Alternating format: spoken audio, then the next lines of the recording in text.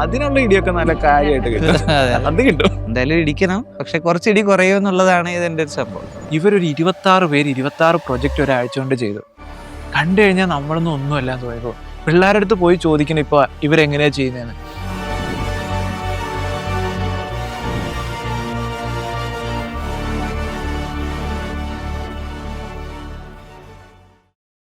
Hi all, untold സ്റ്റോറീസിന്റെ മറ്റൊരു എപ്പിസോഡിലേക്ക് നമ്മൾ ഇന്ന് കിടക്കുകയാണ്. ഇന്ന് എൻ്റെ കൂടെ ഉള്ളത് ടാൽറോപ്പ് ബിൽഡ് ചെയ്യാൻ നേരത്തെ ആദ്യമായി എൻ്റെ കൂടെ കൂടിയ എൻ്റെ സ്വന്തം സഹോദരനും ടാൽറോപ്പിന്റെ co founder and CTയുമായ Sobir Najmuddin, അതോടൊപ്പം തന്നെ ടാൽറോപ്പിന്റെ സ്റ്റാർട്ടപ്സിന്റെ ഡയറക്ടർ അല്ലെങ്കിൽ ടാൽറോപ്പിന്റെ ഇന്റർനാഷണൽ ഡയറക്ടർ ആയിട്ടുള്ള മിഷാന മുഹമ്മദ്.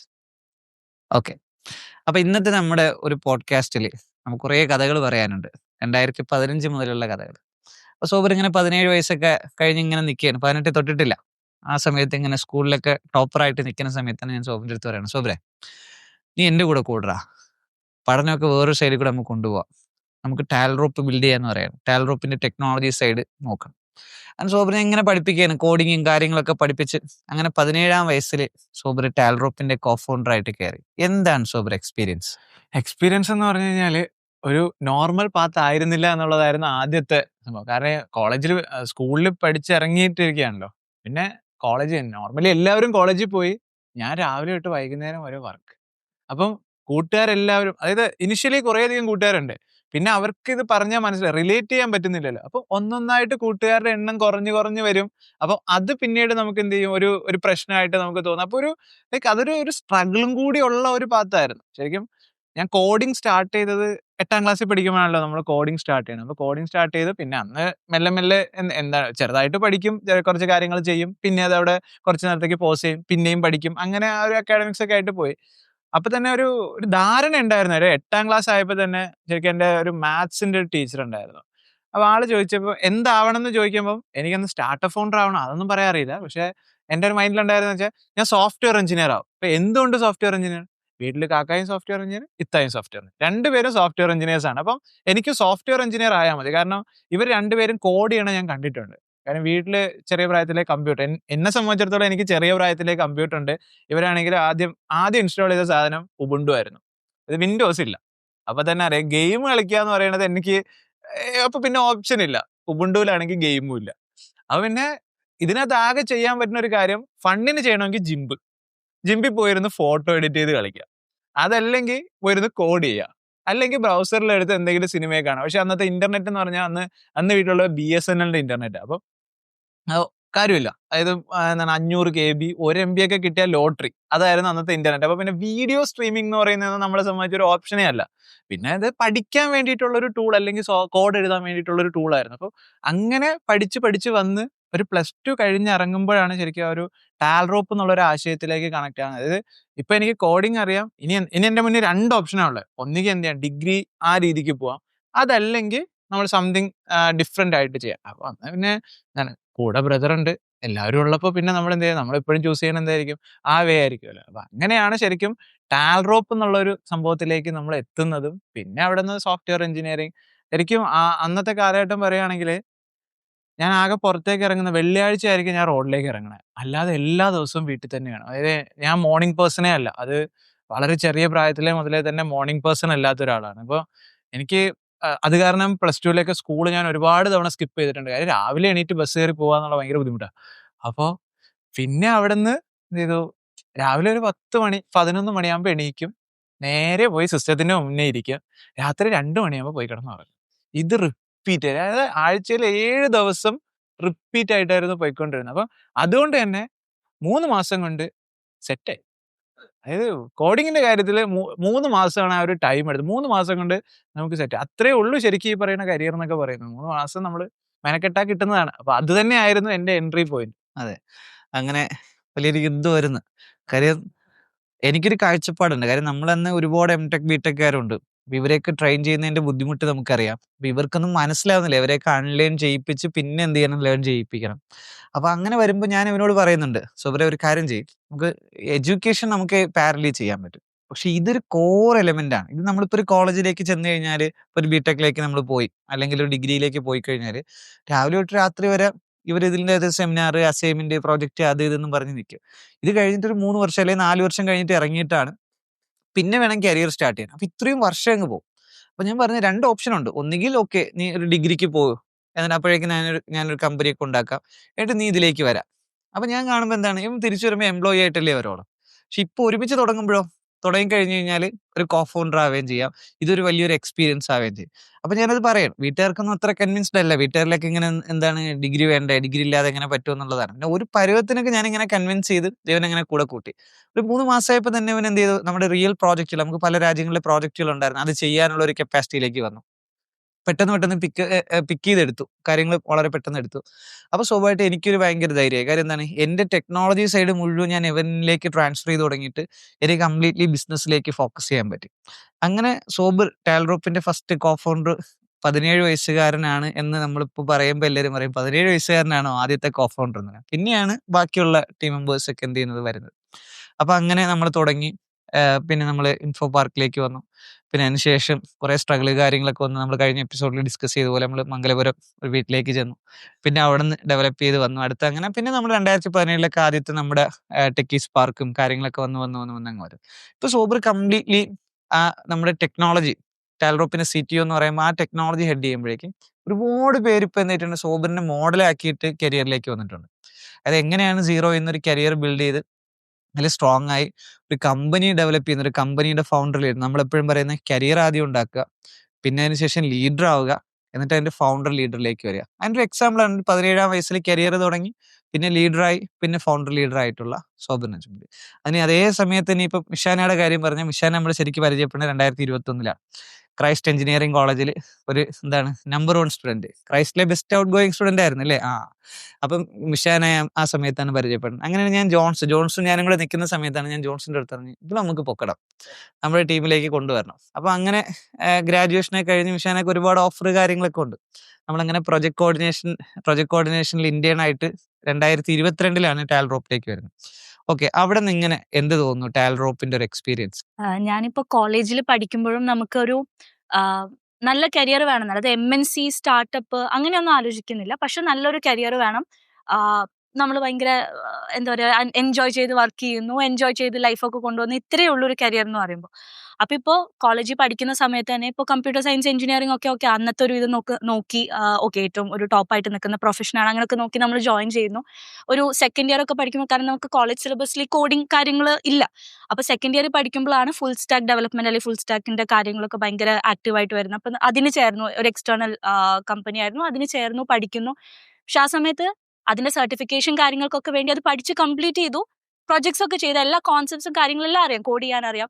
പക്ഷെ എന്തോ അതിലേക്കൊരു ഇതാണോ ഞാൻ ഇനി ചെയ്യാൻ പോകുന്നതെന്നുള്ളൊരു സാധനം മൈൻഡിലുണ്ടായിരുന്നു. അപ്പൊ ആ സമയത്താണ് ഈ പ്രൊജക്ട് മാനേജ്മെന്റ് എന്നുള്ളൊരു കരിയർ. അത് നമ്മൾ കോളേജിൽ ഇപ്പൊ എഞ്ചിനീയറിംഗിന് ചേരുമ്പോഴൊന്നും അതിനെക്കുറിച്ച് അധികം നമ്മൾ സംസാരിക്കുന്നില്ല, സോഫ്റ്റ്വെയർ എഞ്ചിനീയറിംഗ് മാത്രം. അപ്പൊ അങ്ങനെ പ്രൊജക്ട് മാനേജ്മെന്റ് എന്നുള്ളൊരു കരിയറിനെ കുറിച്ച് അറിയുന്നതും, പിന്നെ അതിൽ ഭയങ്കര പ്രൊഡക്ട് മാനേജ്മെന്റ് ആണ് ആദ്യം അറിയുന്നത്, പിന്നെ പ്രൊജക്ട്. കാരണം അതാവുമ്പോൾ ഞാൻ മനസ്സിലാക്കിയ നമ്മൾ കുറെ പേരോട് സംസാരിക്കുന്നു, നമ്മൾ കുറെ ഡിസിഷൻസ് എടുക്കുന്നു, കുറെ കാര്യങ്ങളിൽ ഒരു പ്രൊഡക്റ്റ് എങ്ങനെ പോകണം, പ്രൊജക്ട് അല്ലെങ്കിൽ ബേസിക്കലി പീപ്പിൾ മാനേജ്മെന്റ് വരുന്നുണ്ട്. അപ്പൊ അതായിരുന്നു മെയിൻ എൻ്റെ ഒരു ഇത്. ഇപ്പൊ ഞാൻ കോളേജിലാണെങ്കിലും ആകെ എനിക്ക് കിട്ടാത്ത ക്ലബ്ബ് എന്ന് വെച്ചാൽ NSS മാത്രമാണ്. അതൊരു വാട്സ്ആപ്പ് നമ്പർ മാറിപ്പോയതുകൊണ്ട് മാത്രം അതിൽ കയറാൻ പറ്റിയില്ല. കാരണം ബാക്കിയെല്ലാം നമ്മുടെ മെയിൻ അതാണ്, ആൾക്കാരായിട്ട് സംസാരിക്കുക, ഗൈഡ് ചെയ്യുക, പുതിയ പ്രൊജക്ട്സ് ചെയ്യുക, അതിലാണ് ഒരു എൻജോയ്മെന്റ് കാണുന്നത്. അപ്പൊ അങ്ങനെയാണ് പ്രൊജക്ട് മാനേജ്മെന്റ് ഒരു ഇതായ ആ സമയത്ത് നമ്മുടെ ടെക്കീസ് പാർക്ക് ക്രൈസ്റ്റിൽ വരുന്നു. അപ്പൊ അവിടെ ആദ്യം ഈ പറഞ്ഞ പോലെ കോഫി കുടിക്കാൻ വേണ്ടി പോയതാണ്, കോഫി ഫ്രീ കിട്ടുമെന്ന് അറിഞ്ഞപ്പോ അങ്ങനെ പോയതാണെങ്കിലും അവിടെ പോയ പിന്നെ സംസാരിക്കാൻ ഇരിക്കണല്ലോ എന്തായാലും. അപ്പൊ അന്ന് അങ്ങനെ അവിടുത്തെ ടെഗൈന്റെ ടീമാണ് ഉണ്ടായിരുന്നത്. അവരെ എഞ്ചിനീയേഴ്സ് ആയിട്ടിരുന്ന് സംസാരിച്ചപ്പോഴാണ് ഒരു ചേച്ചി വന്ന് സംസാരിച്ചപ്പോൾ പ്രൊജക്ട് മാനേജ്മെന്റ് ആണ് ചെയ്യുന്നത്. അപ്പൊ ഞാൻ ചേച്ചി അതിൽ കൂടുതൽ പറഞ്ഞുതരാമോ എന്ന് ചോദിച്ചു, കാരണം ഞാൻ കേട്ടിട്ടുള്ളൂ. ചേച്ചി ഇരുന്ന് പറഞ്ഞു. അപ്പൊ ഞാൻ ഓക്കെ, നമുക്ക് ഇന്റേൺഷിപ്പ് അങ്ങനെ അവിടെ ഇങ്ങനെ ഇന്റേൺ ആയിട്ടും കാര്യങ്ങളായിട്ട്, അതേപോലെ നമ്മുടെ കോളേജിന്റെ ടെക് ഫെസ്റ്റിന്റെ വെബ്സൈറ്റ് ഉണ്ടായിരുന്നു. അപ്പൊ ഞാൻ ആദ്യം തന്നെ പോയി ചോദിച്ചു, നമ്മളിതിൽ സപ്പോർട്ട് ചെയ്യാമോ?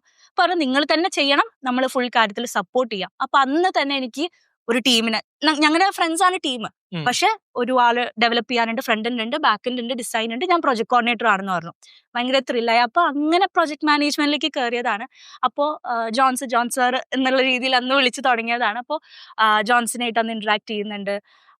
അങ്ങനെ അതെല്ലാം കഴിഞ്ഞ് അന്ന് എൻ്റെ കൂടെ അത്രയും ആക്റ്റീവായിട്ട് നിന്നായിരുന്ന അഹദും. അപ്പൊ അങ്ങനെ നമ്മൾ രണ്ടുപേരും കോളേജ് കഴിഞ്ഞ് ഇങ്ങനെ ഡിസ്കസ് ചെയ്യുമ്പോഴും നമുക്ക് ടാൽറോപ്പിന്റെ കാര്യങ്ങൾ നമ്മൾ കോൺസ്റ്റന്റ് ആയിട്ട് അറിയുന്നുണ്ടല്ലോ. അപ്പം അങ്ങനെ ജോൺ സാറായിട്ടുള്ള ഇൻട്രാക്ഷൻ ഉണ്ടായിരുന്നു. അങ്ങനെ ജോൺ സാർ ഇങ്ങനെ പ്രൊജക്ട് മാനേജ്മെന്റിൽ തന്നെ ഒരു വേക്കൻസി ഉണ്ട്, ഒരു ഇന്റേൺ. അപ്പോൾ പിന്നെ ഒന്നും നോക്കിയില്ല. ആ സമയത്ത് ഞാൻ അബുദാബിയിൽ നിന്നാണ് ബേസിക്കലി. അപ്പോൾ കോളേജ് കഴിഞ്ഞ് അങ്ങോട്ട് പോയിട്ടുണ്ടായിരുന്നു. കോളേജ് ജൂലൈ കഴിയുന്നു, ജൂലൈയിൽ അപ്പം തന്നെ അങ്ങോട്ട് പോയി.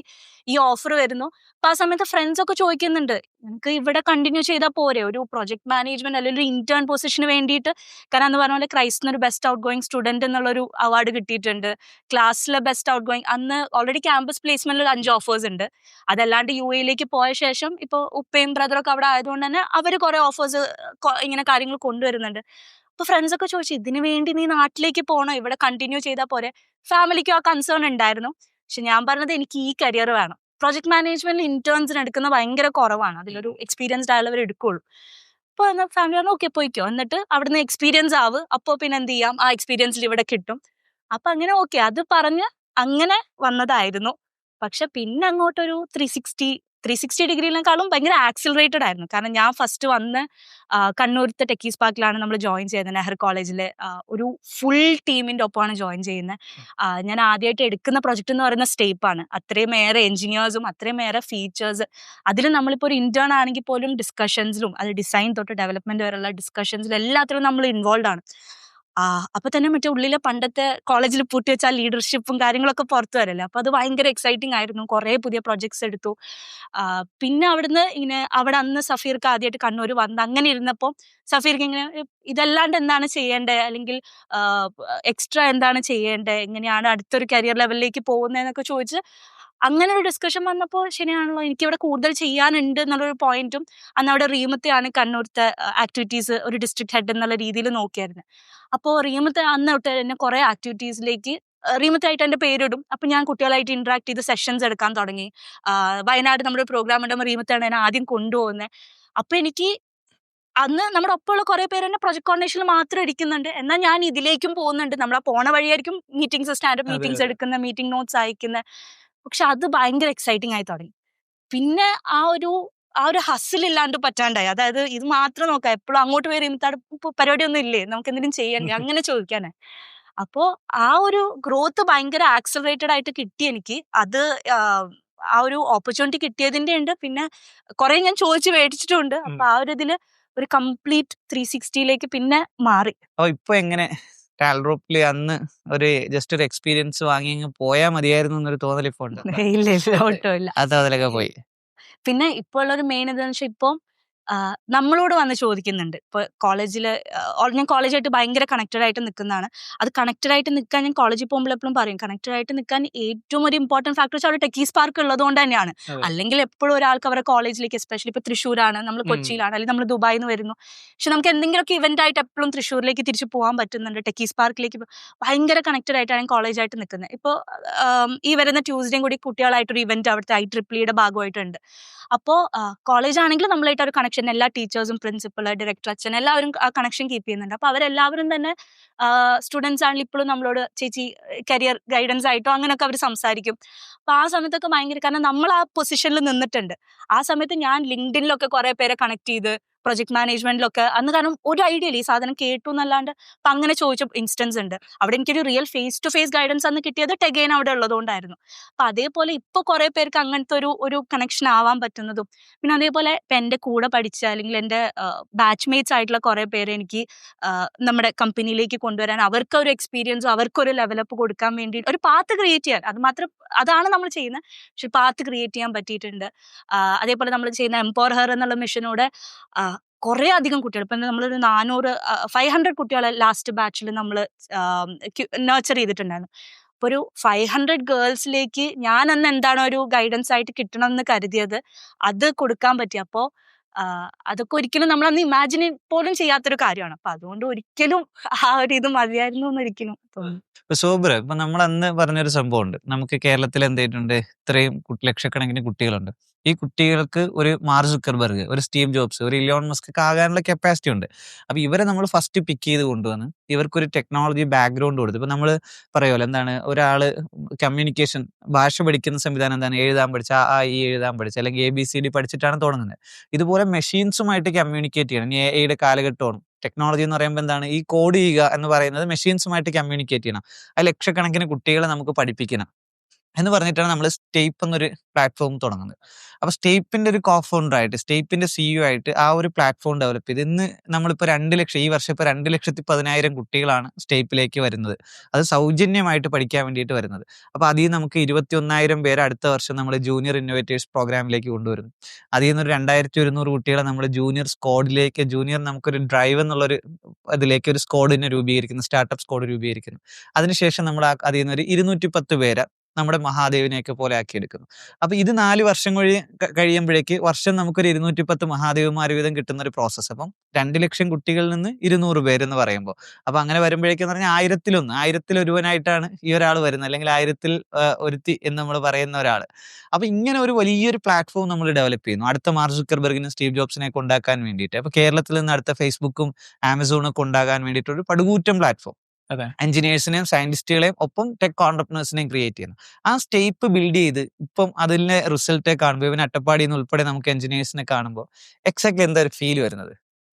ഫീൽ എന്ന് പറഞ്ഞു കഴിഞ്ഞാല് എന്താണ് ഞാൻ ആഗ്രഹിച്ച സ്റ്റേപ്പിലേക്ക് വരുമ്പോൾ ഞാൻ ആഗ്രഹിച്ച ഒരു കാര്യമുണ്ട്. അതായത് സഫീർക്ക എന്നെ പഠിപ്പിച്ചു, 8ാം ക്ലാസ്സിൽ എന്നെ പഠിപ്പിച്ചു. അതുകൊണ്ട് മാത്രം കോഡർ ആയ ഒരാളാണ് ഞാൻ. ഓക്കെ, ഇങ്ങനെ ഒരു ബ്രദർ ഇല്ലെങ്കിൽ ഞാൻ ഇന്ന് എവിടെയോ വേറെ എവിടെയോ എന്തോ ഒരു പരിപാടിയിൽ ഇരുന്നേനെ. അപ്പൊ എനിക്ക് എന്ത് ചെയ്യാൻ എനിക്ക് ടെക് പ്ലാറ്റ്ഫോം എല്ലാം ഉണ്ടാക്കാനും അറിയാം. എന്നാൽ എന്തുകൊണ്ട് എനിക്കിത് ലക്ഷം കുട്ടികളിലേക്ക് എത്തിച്ചുകൂടാ? ഇതായിരുന്നു ശരിക്കും സ്റ്റേപ്പ് എന്നുള്ള ഒരു ഇനിഷ്യേറ്റീവ് എൻ്റെ, അല്ലെങ്കിൽ ഒരു കംപ്ലീറ്റ്ലി കോഡിംഗ് എന്ന് പറഞ്ഞ് ഞാനന്ന് ഇൻട്രോവേർട്ടിന്റെ അങ്ങ് അറ്റത്ത്, ഇൻട്രോവേർട്ടിന്റെ ഒരു ഉള്ളിലൊരു സാധനം ഉണ്ടല്ലോ, അതായിരുന്നു ഞാൻ. അതുപോലെ തന്നെ ഒരു മനുഷ്യനുമായിട്ട് എനിക്ക് പ്രോപ്പറായിട്ട് കമ്മ്യൂണിക്കേറ്റ് ചെയ്യാൻ അറിയില്ല. ക്യാമറയുടെ അടുത്ത് പേടി. അതായത് ഒരു കല്യാണത്തിന് പോയി കഴിഞ്ഞാൽ ക്യാമറയുടെ ഫ്രണ്ടിൽ പോകൂല. അത് കാരണം ഏറ്റവും ബാക്കിൽ പോയി ഇരിക്കുന്ന ഒരാളായിരുന്നു ഞാൻ. അങ്ങനെ ഇരിക്കുന്ന ഒരാള് എന്ത് ചെയ്തു? ഇപ്പൊ എന്റെ വീഡിയോ ഏകദേശം 2000 കൂടുതൽ വീഡിയോസ് ഞാൻ സ്റ്റേപ്പിന്റെ പ്ലാറ്റ്ഫോമിൽ തന്നെ ചെയ്തിട്ടുണ്ട്. അപ്പൊ ആ ലെവലിലേക്ക് എത്താനുണ്ടായ പ്രധാനപ്പെട്ട ഒരു മോട്ടിവേഷൻ എന്ന് പറയുന്ന ഈ ഒരു തോട്ടായിരുന്നു. അതായത് എങ്ങനെയെങ്കിലും എന്ത് ചെയ്യണം, ഈ കുട്ടികളെ ഇൻഡസ്ട്രി കാണിക്കണം. ഇത് മാത്രമേ ഉള്ളൂ തോട്ട്. രണ്ടാമത്തേത്, ഇങ്ങനെ കുട്ടികളെ നമുക്ക് ജനറേറ്റ് ചെയ്ത് എടുത്തു കഴിഞ്ഞാൽ ഇവരിൽ നിന്ന് നമുക്ക് ഭയങ്കര അമേസിംഗ് ആയിട്ടുള്ള ഇന്നോവേഷൻസ് കൊണ്ടുവരാൻ പറ്റും. ഇപ്പൊ മഹാദേവിന്റെ കാര്യം പറഞ്ഞല്ലോ. അപ്പൊ മഹാദേവിനെ ട്രെയിൻ ചെയ്തത് ഞാൻ പറഞ്ഞല്ലോ, ഞാൻ മോർണിംഗ് പേഴ്സണേ അല്ല. പക്ഷെ ഞാൻ 6:30 എണീറ്റ് രാവിലെ 7 മണി, കാരണം ഇവനാകെ സമയമുള്ളത് 7 to 9 ആണ്. ഇവരൊരു 25 കുട്ടികളുണ്ട്. ഈ 25 കുട്ടികളെ ട്രെയിൻ ചെയ്യണമെങ്കിൽ ആകെ ഒരൊറ്റ ഓപ്ഷനേ ഉള്ളൂ. 7 മണി മുതൽ 9 മണി വരെ അവിടെ ടെക്കീസ് പാർക്കിൽ പോയിരുന്നാൽ നമുക്ക് പഠിപ്പിക്കാം. അപ്പൊ എന്ത്, ഞാൻ രാവിലെ 6:30 എണീക്കും. 6:30 എണീറ്റ് ഞാൻ അതുവരെ പോയി അവനെ രാവിലെ പഠിപ്പിച്ച് ഇവരുടെ ബാച്ച് ഇവർ ഇത്രയും പേര്. അപ്പൊ ഒരു വർഷത്തെ പ്രോസസ് ആയിരുന്നു ഇത്, ഇങ്ങനെ ഡെയിലി പഠിപ്പിച്ചപ്പോ. പക്ഷെ അവനിലുണ്ടാവുന്ന ആ മാറ്റമാണ് പിന്നീട്. അന്ന് നമുക്ക് പ്ലാറ്റ്ഫോം ആയിട്ടില്ല, അന്ന് ഡയറക്റ്റാ പഠിപ്പിക്കണേ. അന്ന് ഡയറക്റ്റ് പഠിപ്പിക്കുന്നു. പിന്നെ അതിനെ നമ്മൾ എന്ത് ചെയ്തു, റെക്കോർഡ് ചെയ്ത് ഒരു എക്സ്റ്റേണൽ പ്ലാറ്റ്ഫോമിൽ റെക്കോർഡ് ചെയ്ത് നമ്മൾ എന്ത് ചെയ്തു, കുട്ടികൾക്ക് അന്ന് ലൈവ് ക്ലാസ് എന്ന് പറയുന്ന സംഭവം നമുക്ക് ഇത്രയില്ല. സൂമോ അല്ലെങ്കിൽ ഗൂഗിൾ മീറ്റോ ഒന്നും ഇത്രത്തോളം ആളുകൾ ഗൂഗിൾ മീറ്റ് അന്ന് ടൂൾ തന്നെ ഇല്ല. ഓക്കെ, സൂം ഉണ്ടായിരുന്നു, പക്ഷെ നമുക്കൊന്നും അറിയുന്ന കണക്കിന് സൂം ഉണ്ടായിരുന്നില്ല. അപ്പൊ ഉണ്ടായിരുന്ന കുറച്ച് ടൂൾസ് ഉണ്ടായിരുന്നു, സ്കൈപ്പ് അങ്ങനെയുള്ള കുറച്ച് കാര്യങ്ങളുണ്ട്. പക്ഷെ അന്ന് നമുക്കവിടെ ഇന്റർനെറ്റേ ഇല്ല. അപ്പൊ എങ്ങനെയാണ് ഇത് ആക്സസ് ചെയ്യുന്നത്? അപ്പൊ ആ ഒരു കാലയളവ് 2018 ആ ടൈമാണല്ലോ. പിന്നെ അതിൽ നിന്ന് നമ്മൾ പിന്നെ എന്ത് ചെയ്തു, ഒരു പ്ലാറ്റ്ഫോമിലേക്ക് കൊണ്ടുവന്നു, റെക്കോർഡ് ചെയ്ത് ശരിക്കും 2021 എത്തി ശരിക്കും നമ്മളൊരു പ്ലാറ്റ്ഫോം ആയിട്ട് കുട്ടികളെ പഠിപ്പിക്കാൻ വേണ്ടിയിട്ട്. അത് കഴിഞ്ഞപ്പോ റിസൾട്ട് ഭയങ്കര സാറ്റിസ്ഫൈങ് ആണ്. അതുപോലെ തന്നെ ഭയങ്കര ത്രില്ലിങ്. അതായത് ഓരോ ദിവസം ഈ കുട്ടികൾ ചെയ്യണ കാണും. ഇപ്പൊ കഴിഞ്ഞ ദിവസം ഒരു കുട്ടി ചെയ്ത് അയച്ചത് കണ്ടപ്പോ എനിക്ക് തോന്നി, ഞാൻ ചിന്തിക്കൂല അത്. അവൻ 9ാം ക്ലാസ്സിൽ പഠിക്കുന്ന കുട്ടിയാ. അവൻ ആ പ്രൊജക്ട് ചെയ്തേക്കുന്ന, അവനാകെ കിട്ടിയത് 1 മണിക്കൂറിന്റെ അതായത് അവർക്ക് ബേസിക് കോഡിംഗ് മുഴുവനും കൊടുത്തു. ഇപ്പൊ ജനറേറ്റീവ് എഐയിലും എങ്ങനെ ഏജൻസിനെ ബിൽഡ് ചെയ്യണമെന്നുള്ള കാര്യമായിരുന്നു. 1 മണിക്കൂർ ക്ലാസ്. ആ ക്ലാസ് കൊടുത്തതും ഡയറക്റ്റ് നമ്മളാരും, ഞാനോ മഹാദേവോ അല്ലെങ്കിൽ നമ്മുടെ മെയിൻ ടീമോ അല്ല, ഒരു കുട്ടി. ഈ കുട്ടിയെ നേരത്തെ പഠിപ്പിച്ചു. ഇവൻ എന്ത് ചെയ്തു, 1 മണിക്കൂർ സെഷൻ, നമ്മുടെ മാസ്റ്റർ ട്യൂട്ടറിലെ ഒരാൾ 1 മണിക്കൂർ സെഷൻ കൊടുത്തു. ഈ മണിക്കൂർ സെഷൻ വെച്ച് ഇവരൊരു 26 പേര് 26 പ്രൊജക്ട് ഒരാഴ്ച കൊണ്ട് ചെയ്തു. കണ്ടു കഴിഞ്ഞാൽ നമ്മളൊന്നും ഒന്നുമല്ല തോന്നിപ്പോ. പിള്ളേരുടെ അടുത്ത് പോയി ചോദിക്കണം ഇപ്പൊ ഇവരെങ്ങനെയാ ചെയ്യുന്നതെന്ന്. ഇത് തന്നെയാണ് ഉദ്ദേശിച്ച റിസൾട്ടും. അപ്പൊ അതുകൊണ്ട് തന്നെ ആ കാര്യത്തിൽ ഭയങ്കര ഹാപ്പിയാണ്. നമ്മൾ അന്ന് എടുത്ത ഡിസിഷൻ, അല്ലെങ്കിൽ സ്റ്റേപ്പ് എന്ന് പറഞ്ഞ സാധനം ഉണ്ടാക്കുന്ന മാറ്റം നമുക്ക് 2030 എന്തായാലും കത്തിക്കും. അല്ലെ? ഇപ്പൊ നമ്മുടെ ഇൻഫ്രാസ്ട്രക്ചർ, ടാലന്റ്, ഇന്നോവേഷൻ എന്ന് പറയുമ്പോഴേക്ക് എന്താണ് സിലിക്കൺ വാലിയുടെ ഫോർമുല? ഈ സിലിക്കൺ വാലി എന്ന് പറയുമ്പോൾ നമ്മളെല്ലാം കൂടെ ഇറങ്ങിയിട്ട് എന്തോ ചെയ്യുന്ന ഒരു സംവിധാനമല്ല. അതൊരു ഫോർമുലയാണ്. ആ ഫോർമുല വന്നു കഴിഞ്ഞാൽ പിന്നെ ഇത് ഓട്ടോമാറ്റിക് പ്രോസസ്സാണ്. നമ്മൾ പറഞ്ഞ ഫോർമുല എന്താണ്? ഇൻഫ്രാസ്ട്രക്ചർ ഉണ്ടാക്കില്ല, കെട്ടിടങ്ങൾ കെട്ടിയിടുക. നമ്മളോട് ഒരുപാട് പേര് ചോദിച്ചില്ലേ, നിങ്ങൾ ഈ ഗ്രാമങ്ങളിൽ മൊത്തം വില്ലേജ് പാർക്കുകൾ ഇങ്ങനെ കെട്ടിയിടുന്നത് എന്തിനാണ് എന്ന് പറയുമ്പോൾ ഇവർക്ക് മനസ്സിലാകുന്നില്ല. ആ ഒരു വില്ലേജ് പാർക്കിൽ ഒരു 5 വർഷം കഴിയുമ്പോൾ ഒരു മാർക്ക് സുക്കർബർഗ് ഉണ്ടാകും. ആ ഒരു മാർക്ക് സുക്കർബർഗിന് വേണ്ടിയിട്ടാണ് ഇത്രയും ലക്ഷങ്ങൾ മുടക്കി നമ്മളൊരു വില്ലേജ് പാർക്ക് ഇടുന്നത്. പിന്നെ അതിനെ സസ്റ്റെയിൻ ചെയ്യാനുള്ളതാണ് ബാക്കി ആക്ടിവിറ്റീസ്. അൾട്ടിമേറ്റ്ലി എന്തിനാണ്? ടാലൻസുകൾക്ക് വരാനുള്ള സ്പേസ് ആണ്. അപ്പൊ ഇൻഫ്രാസ്ട്രക്ചർ, ടാലന്റ്, ഇന്നോവേഷൻ. മഹാദേവ് 19ാമത്തെ വയസ്സിൽ സ്റ്റാർട്ടപ്പ് ബിൽഡ് ചെയ്തു എന്ന് പറയുമ്പോൾ മാർക്ക് സുക്കർബർഗ് 19ാമത്തെ വയസ്സിൽ സ്റ്റാർട്ടപ്പ് ഉണ്ടാക്കി, ഇന്നോവേഷൻ. ഫേസ്ബുക്ക് ഉണ്ടാക്കി, ഇവൻ ഡിയോസ് IoT സ്റ്റാർട്ടപ്പ് ഉണ്ടാക്കി. മാർക്ക് സുക്കർബർഗ് 8ാമത്തെ വയസ്സിൽ പഠിച്ചു തുടങ്ങി, മഹാദേവ് 11ാമത്തെ വയസ്സിൽ പഠിച്ചു തുടങ്ങി. അവൻ 10-11 വർഷത്തെ എക്സ്പീരിയൻസിൽ തുടങ്ങി, ഇവൻ 8 വർഷത്തെ എക്സ്പീരിയൻസിൽ തുടങ്ങി. അപ്പൊ ഇവിടെ നമ്മൾ മനസ്സിലാക്കേണ്ടത്, അന്ന് KVUPSൽ പോയി നമ്മളൊരു ഇൻഫ്രാസ്ട്രക്ചർ ചെയ്തിട്ടില്ലായിരുന്നുവെങ്കിൽ ഒരു മഹാദേവ് ഉണ്ടാകില്ലായിരുന്നു, എങ്കിലൊരു ഡിയോസ് ഉണ്ടാകില്ലായിരുന്നു. ഇതൊരു ഫോർമുലയാണ്. Infrastructure, talent, innovation. KVUPSലെ ടെക്കീസ് പാർക്ക് ഇൻഫ്രാസ്ട്രക്ചർ, മഹാദേവ് എന്നുള്ള ടാലന്റ്, ഡിയോസ് എന്നുള്ള ഇന്നോവേഷൻ. ഇത് 10,000, ഇത് 1,00,000. ഇത് തടഞ്ഞു വെക്കാൻ പറ്റില്ല. കാര്യം നമ്മുടെ കുട്ടികൾ ഈ ഡിയോസും മഹാദേവിന്റെ തലേന്ന് വന്നതാണല്ലോ എന്ന് പറയുന്നത് പോലെ നമ്മൾ ഈ പറഞ്ഞ ആ 26 ഏജന്റ് ഉണ്ടാക്കിയ കുട്ടികൾക്ക് അവർക്ക് എന്തറിയാം? ഇപ്പൊ കോഡ് ചെയ്യാൻ അറിയാം, അവർക്ക് എന്താണ് വെബ്സൈറ്റ് ഉണ്ടാക്കാനും സോഫ്റ്റ്വെയർ ഉണ്ടാക്കാനും അറിയാം, അവർക്ക് അലിബാബ പോലത്തെ ഒരു പ്ലാറ്റ്ഫോം ഉണ്ടാക്കാൻ അറിയാം, ഫ്ലിപ്കാർട്ട് പോലത്തെ ഒരു പ്ലാറ്റ്ഫോം ഉണ്ടാക്കാൻ അറിയാം, ഫേസ്ബുക്ക് പോലത്തെ ഒരു പ്ലാറ്റ്ഫോം ഉണ്ടാക്കാൻ അറിയാം, നെറ്റ്ഫ്ലിക്സ് ഉണ്ടാക്കാൻ അവർക്കറിയാം. ആ ടെക് അവർക്കറിയാം. ഇനി അവർ ആലോചിക്കാൻ ഈ ടെക് വെച്ച് എന്ത് ചെയ്യാം എന്ന് ആലോചിച്ച് വന്ന് അവർ റിയൽ വേൾഡ്, അവർ വില്ലേജ് പാർക്കിൽ എത്ര ആളുകളെ കാണുന്നത്? അവർ കർഷകരെ കാണുന്നുണ്ട്, ഗ്രാമങ്ങളിൽ ഇറങ്ങി കാണുന്നുണ്ട്. അപ്പൊ ഈ ഇൻഫ്രാസ്ട്രക്ചറിലേക്ക് ഈ ടാലന്റ് വരുമ്പോൾ ഇവരുടെ തലയിൽ ഒരു ഇന്നോവേഷൻ തോന്നും. അന്ന് ആ ഇന്നോവേഷൻ ഫെസിലിറ്റേറ്റ് ചെയ്യാൻ അവർക്ക് തമിഴ്നാട് വേണോ? ടാൽറോപ്പ് തമിഴ്നാടുണ്ട്. അവർക്ക് കർണാടക വേണോ? ടാൽറോപ്പ് കർണാടക ഉണ്ട്. എന്നാൽ നമുക്കൊരു ഡിസ്ട്രിബ്യൂഷൻ സിസ്റ്റം ഉണ്ട്. അപ്പൊ നമ്മൾ പറഞ്ഞെന്താണ്? ഇൻഫ്രാസ്ട്രക്ചർ, ടാലന്റ്, ഇന്നോവേഷൻസ് വരുമ്പോൾ മാജിക്കുകൾ ഉണ്ടാവും. ആ ഉണ്ടാകുന്ന സാധനത്തിനെ ഡിസ്ട്രിബ്യൂട്ട് ചെയ്യാൻ നമ്മൾക്ക് കപ്പാസിറ്റി ഉണ്ടായാൽ മതി. നമ്മളിപ്പോ നോക്കിക്കേ, ഇപ്പൊ ചൈനയുടെ ഒരു കാറ് ഉണ്ടാക്കി, ഇപ്പൊ BYDയുടെ കാർ ഉണ്ടാക്കി. അത് കേരളത്തിലൊന്നും ഇവിടുത്തെ ഡിസ്ട്രിബ്യൂഷൻ ആൾ എടുത്തിട്ടില്ലേ? ഇവിടെ ഡിസ്ട്രിബ്യൂഷൻ ആൾ എടുത്തത് കൊണ്ടാണ് ആ കാർ ഇവിടെ വന്നത്. എന്ന് പറയുമ്പോൾ പ്രൊഡക്റ്റ് ഉണ്ടാക്കി കഴിഞ്ഞാൽ നമുക്ക് വേൾഡ് വൈഡ് ഒരു ഡിസ്ട്രിബ്യൂഷൻ സിസ്റ്റം ഉണ്ടെങ്കിൽ ഇവരുണ്ടാക്കുന്ന പ്രോഡക്റ്റുകൾ നമുക്ക് ആ രാജ്യങ്ങളിലേക്ക് എത്തിക്കാൻ പറ്റും. അപ്പോൾ എന്ത് സംഭവിക്കും? കേരളം സിലിക്കൺ വാലി ആകും. കേരളം ഒരു ഹെഡ് ക്വാർട്ടേഴ്സ് ആയിട്ട് മാറും. കേരളത്തിൽ റിസർച്ച് ആൻഡ് ഡെവലപ്മെന്റ് നടക്കുന്നു, കേരളത്തിൽ പ്രൊഡക്റ്റ് ഉണ്ടാവുന്നു. പ്രൊഡക്റ്റ് ഉണ്ടായാൽ അത് അതർ സ്റ്റേറ്റ്സിലേക്കും അതർ നേഷനിലേക്കും പോകുന്നു. നമുക്ക് ഗ്ലോബൽ ബ്രാൻഡ് ഉണ്ടാവും. ഇതൊരു ഫോർമുലയാണ്. ഈ ഫോർമുല വിജയിപ്പിക്കലേ ഉള്ളൂ നമ്മുടെ പണി. അതല്ലാണ്ട് ഓരോ സ്റ്റാർട്ടപ്പും ഉണ്ടാക്കി വിടണ്ട. ഒന്ന് വേൾഡ് വൈഡ് ഒരു ഡിസ്ട്രിബ്യൂഷൻ സിസ്റ്റം ഉണ്ടാക്കണം. അത് നമ്മൾ ചെയ്യണം. അതാണ് നമ്മൾ ഡിസ്ട്രിബ്യൂഷൻ കമ്പനി എന്ന് അൾട്ടിമേറ്റ് ആയിട്ട് മാറേണ്ട സംഭവം. ബാക്കി ഇവിടെ ഇൻഫ്രാസ്ട്രക്ചർ, ടാലന്റ്, ഇന്നോവേഷൻ, ഈ ഒന്ന് ഫോർമുല കംപ്ലീറ്റ് ചെയ്ത് കൊടുത്താൽ മതി. അപ്പം ഇതൊക്കെ നമ്മൾ പറയുമ്പോൾ ഇപ്പൊ മിഷാന ഒരുപാട് പേർക്ക് ഇപ്പൊ നമ്മുടെ ജൂനിയർ ഇന്നോവേറ്റേഴ്സ് പ്രോഗ്രാമിലൊക്കെ പറയുന്നുണ്ട്. അന്ന് 2021 ആദ്യമായിട്ട് ടാൽറോപ്പ് കേൾക്കുന്ന അവസ്ഥയിൽ, പിന്നെ 2022 ടാൽറോപ്പ് ജോയിൻ ചെയ്യുന്ന സമയം, ഇന്ന് ഇതിനൊന്ന് വിഷ്വലൈസ് ചെയ്യുമ്പോൾ ഉള്ള ഒരു ഫീൽ എന്താണ്? അത് വളരെ ഡിഫറെന്റ് ആണ്. കാരണം അന്ന് ഇപ്പൊ ഈ പറഞ്ഞ പോലെ നമ്മൾ കാണുന്നത് ഒരു പാർട്ടാണ്. സ്റ്റേപ്പ് എന്നുള്ള ഒരു സ്റ്റാർട്ടപ്പിന്റെ ഒരു tech development may be 1-2 feature എന്നുള്ള ഒരു പാർട്ടാണ് നമ്മൾ കാണുന്നത്. അവിടെ നിന്ന് ഇപ്പോ ഇതിന്റെ ഒരു കുറച്ചുകൂടി ഒരു വലിപ്പത്തില് നമ്മൾ ഒരു 140 സ്റ്റാർട്ടപ്സ് കാണുന്നു, 28 ഇൻഡസ്ട്രീസ് കാണുന്നു, നമ്മൾ 193 കൺട്രീസിലേക്കുള്ള എക്സ്പാൻഷൻ കാണുന്നു. അത് കാണുമ്പോൾ അതിൻ്റെതായ വലിയ ഡിഫറൻസ് ഉണ്ട്. നമുക്ക് ഇപ്പോൾ ഒരു സംഭവം എന്താണെന്ന് വെച്ചാൽ, നമുക്ക് അന്ന് നമ്മളിപ്പോ ഒരു പുതിയ ഫീച്ചർ പറയുമ്പോൾ അതിന് നമുക്കൊരു ടെൻഷൻ ഉണ്ട്. ഇതാ സമയത്തിന്റെ ഉള്ളിൽ കംപ്ലീറ്റ് ചെയ്യാൻ പറ്റുമോ? അങ്ങനത്തെ ചെറിയ ചെറിയ ടെൻഷൻ. ഇപ്പൊ നമ്മൾ ഈസി ആയിട്ട് നമ്മുടെ UK ഓഫീസ് അല്ലെങ്കിൽ നമ്മുടെ സുഡാൻ മിഷൻ, ഓക്കെ, അത് നമുക്ക് ഇങ്ങനെ നമ്മൾ ഓരോരോ സ്റ്റെപ്പ് ആക്കുന്നു, കംപ്ലീറ്റ്. നമുക്ക് ഇവിടെ ആളറിയാലോ, അവിടെ ഇത് നമുക്ക് കണക്ട് ചെയ്യാലോ. അങ്ങനെ അത്രയും വലിയ മിഷൻസ് പോലും ഇപ്പൊ സിംപ്ലിഫൈഡ് ആയിട്ട് നമുക്ക് കണക്ട് ചെയ്യാൻ പറ്റുന്ന, അതാണ് എൻ്റെ ഏറ്റവും വലിയ ആ ഒരു ഡിഫറൻസ്. അതെന്റെ പേഴ്സണൽ ആയിട്ടുള്ള എനിക്കുള്ള ഗ്രോത്തിലും ആ ഒരു സാധനം വന്നിട്ടുണ്ട്. അതേപോലെ തന്നെ എനിക്ക് തോന്നുന്നു കമ്പനിയുടെ ആ ഒരു ഗ്രോത്തും, അതേപോലെ കമ്പനിയെ നമ്മൾ എവിടെ നിന്ന് വിഷ്വലൈസ് ചെയ്യുന്നു എന്നുള്ളതിലാണ് ഓരോരുത്തർക്കും ടാൽറോപ്പ് എന്താന്നുള്ളത്. ഇപ്പൊ നമ്മൾ പറയും, ഇപ്പൊ സ്റ്റേപ്പിലെ കുട്ടികൾക്ക് മേ ബി ടാൽറോപ്പ് അവർ ആ സ്റ്റേപ്പിലൂടെ കാണുന്നു. പക്ഷെ സ്റ്റേപ്പിലൂടെ കണ്ട് എങ്ങനെ ടാൽറോപ്പിലേക്ക് എത്തിക്കുന്നു നമ്മൾ എന്നുള്ളതിലാണ് മാസ്റ്റർ ട്യൂട്ടേഴ്സ് ആവട്ടെ, ജൂനിയർ ഇന്നോവേറ്റേഴ്സ് പ്രോഗ്രാം ആവട്ടെ, ഇതെല്ലാം വരുന്നത്. ഇപ്പൊ ഒരു കുട്ടി ടെക്കീസ് പാർക്ക് കാണുമ്പോൾ ടെക്കീസ് പാർക്കിലൂടെ എങ്ങനെ നമുക്ക് ടാൽറോപ്പിലേക്ക് എത്തിക്കാം, അവരെ സിലിക്കൺ വാലിയിലേക്ക് എത്തിക്കാം, ആ ഒരു പെർസ്പെക്റ്റീവ് ആണ് നമ്മൾ ഓരോ പ്രോഗ്രാമിലും നമ്മൾ അവർക്ക് കൊടുക്കാൻ വേണ്ടി നോക്കുന്നത്. അപ്പൊ നല്ല രീതിക്ക് നമുക്കിപ്പം ആ ഒരു വ്യത്യാസം സത്യത്തില് നമുക്കും ഒരു വിഷ്വലൈസ് ചെയ്ത് പറഞ്ഞു കൊടുക്കാൻ പറ്റുന്നത്. ഞാനിപ്പോ വന്ന് പറയുമ്പോൾ നമ്മൾ ആ ഇൻഫ്രാസ്ട്രക്ചർ, ടാലന്റ്, ഇന്നോവേഷൻ എന്ന് പറയുന്ന ഫോർമുല ഇൻഫ്രാസ്ട്രക്ചർ കെട്ടിയിടുന്നു.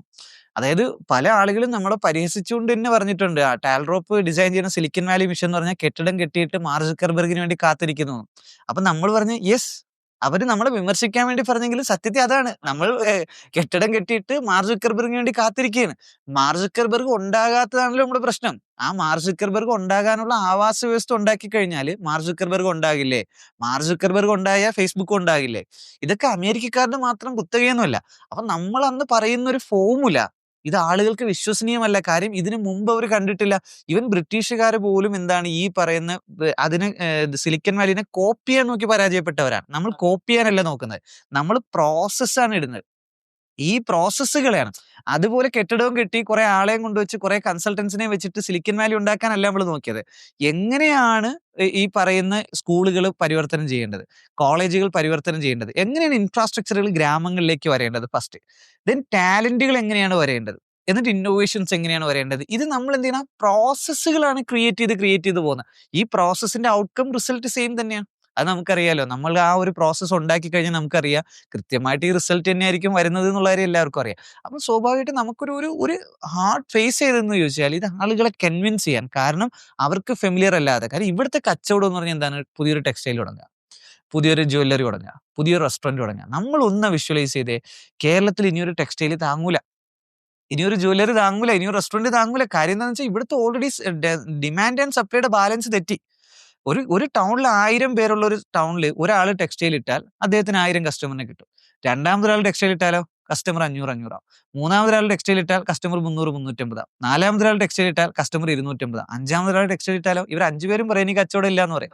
എന്നാൽ ആറാമതിന് ടെക്സ്റ്റൈൽ ഇടും, അപ്പൊ ഒന്നാമത്തവൻ പൂട്ടും. ഏഴാമത്തവൻ ഇടും, അപ്പൊ രണ്ടാമത്തവൻ കിട്ടും. അപ്പൊ ഇതാണ് ഇവിടെ നടന്നുകൊണ്ടിരിക്കുന്നത്. നമ്മുടെ യൂത്തിന് ജോബ് ക്രിയേറ്റ് ചെയ്യണമെങ്കിൽ, നമ്മുടെ എക്കോണമിയിൽ ഇമ്പാക്ട് ഉണ്ടാകണമെങ്കിൽ നമുക്ക് അതർ സ്റ്റേറ്റ്സിൽ നിന്നും അതർ നേഷനിൽ നിന്നും ക്യാഷ് ഇവിടെ വരണം.